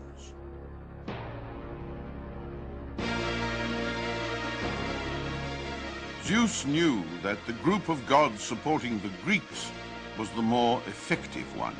So to permit the Trojans to win some victories, he gave strict orders that no god be allowed to interfere with the war. "But it's my job to interfere in wars," protested Ares. Poseidon, following the events from the islands of Samothrace, was angered by the Greek losses. He devised a plan to reverse the situation. Meanwhile, Hera called Hypnos, the deity who induces sleep, persuaded him to be her accomplice, and putting Poseidon's plan into action, made herself look ravishing. Zeus was enraptured by his wife's appearance, and overwhelmed with desire for her. He enfolded the top of the mountain in a golden cloud, so that they could make love in total privacy. He was seduced by Hera's caresses, as if he were in bed with her for the first time. Exhausted by many hours of love, Zeus fell into a deep sleep.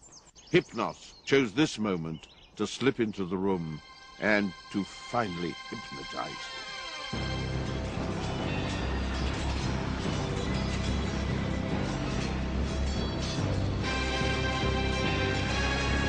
When Zeus woke up and saw that the Greeks were winning, he was outraged that his edict was being ignored and realized that he'd been tricked by Hera. He was about to strike with his thunderbolt, but for the first time in his life, Zeus contained his anger. From Mount Olympus, Zeus announced a new edict. "Dear Olympians, concerning the delicate matter of the Trojan War, everybody is now free to act according to his or her conscience. This is my final edict."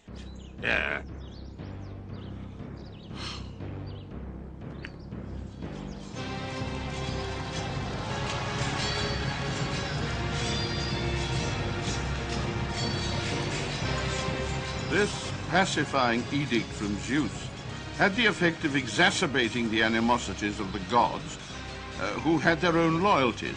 Hera, Poseidon, Hermes, Hephaestus, and Athene were pro-Greek, Apollo, Artemis, and Aphrodite pro-Trojan. And there was the usual duplicity, of course. Ares had promised his mother Hera that he was on the side of the Greeks just before he joined the Trojans.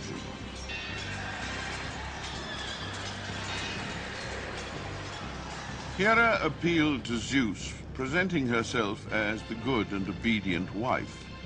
Almighty husband, will you be angry if I sent Ares away from the battlefield by wounding him? She asked humbly. No, by all means, no. Send Athene to the battlefield, for she knows how to deal with him. Athene, the goddess of wisdom, Ares' stepsister, hated him and all his violence. She rushed to the scene of the battle wearing Hades' magical helmet that made her invisible, and stood by the Greek warrior Diomedes, giving him her strength. A terrifying struggle took place. As Homer described it, the god of war, thirsty for blood, throws his copper spear. Athene, invisible to Ares, diverts it, and it hits the ground. Diomedes throws his spear. With Athene's guidance, it finds Ares and nails his ribs. Oh, the god of war lets out a yell so loud that both Greeks and Trojans are terrified. It is as if 10,000 soldiers scream in pain simultaneously.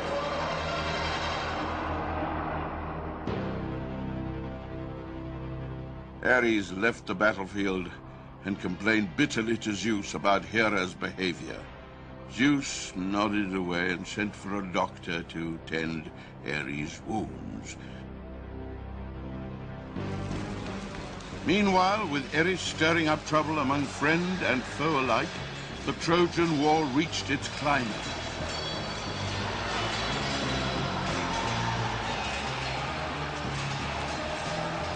As we all know, it was eventually won by the Greeks, and by a mean trick. The gift of a wooden horse filled with heavily armed commanders.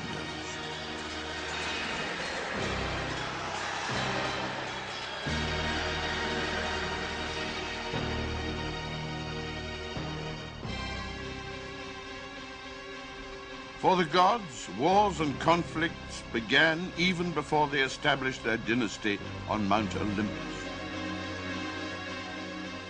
In the very earliest times, there were furious battles against the Titans and the giants, those creatures huge as mountains who threatened to destroy the gods.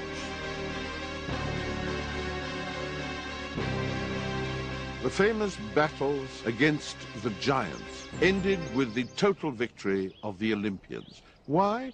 Well, the gods managed to eliminate Eris's fractious influence. For once, there were no quarrels among the gods. This is, of course, a myth, but it's also true for the deeds of the ancient Greeks. Wherever Eris was absent, the Greeks were capable of miracles.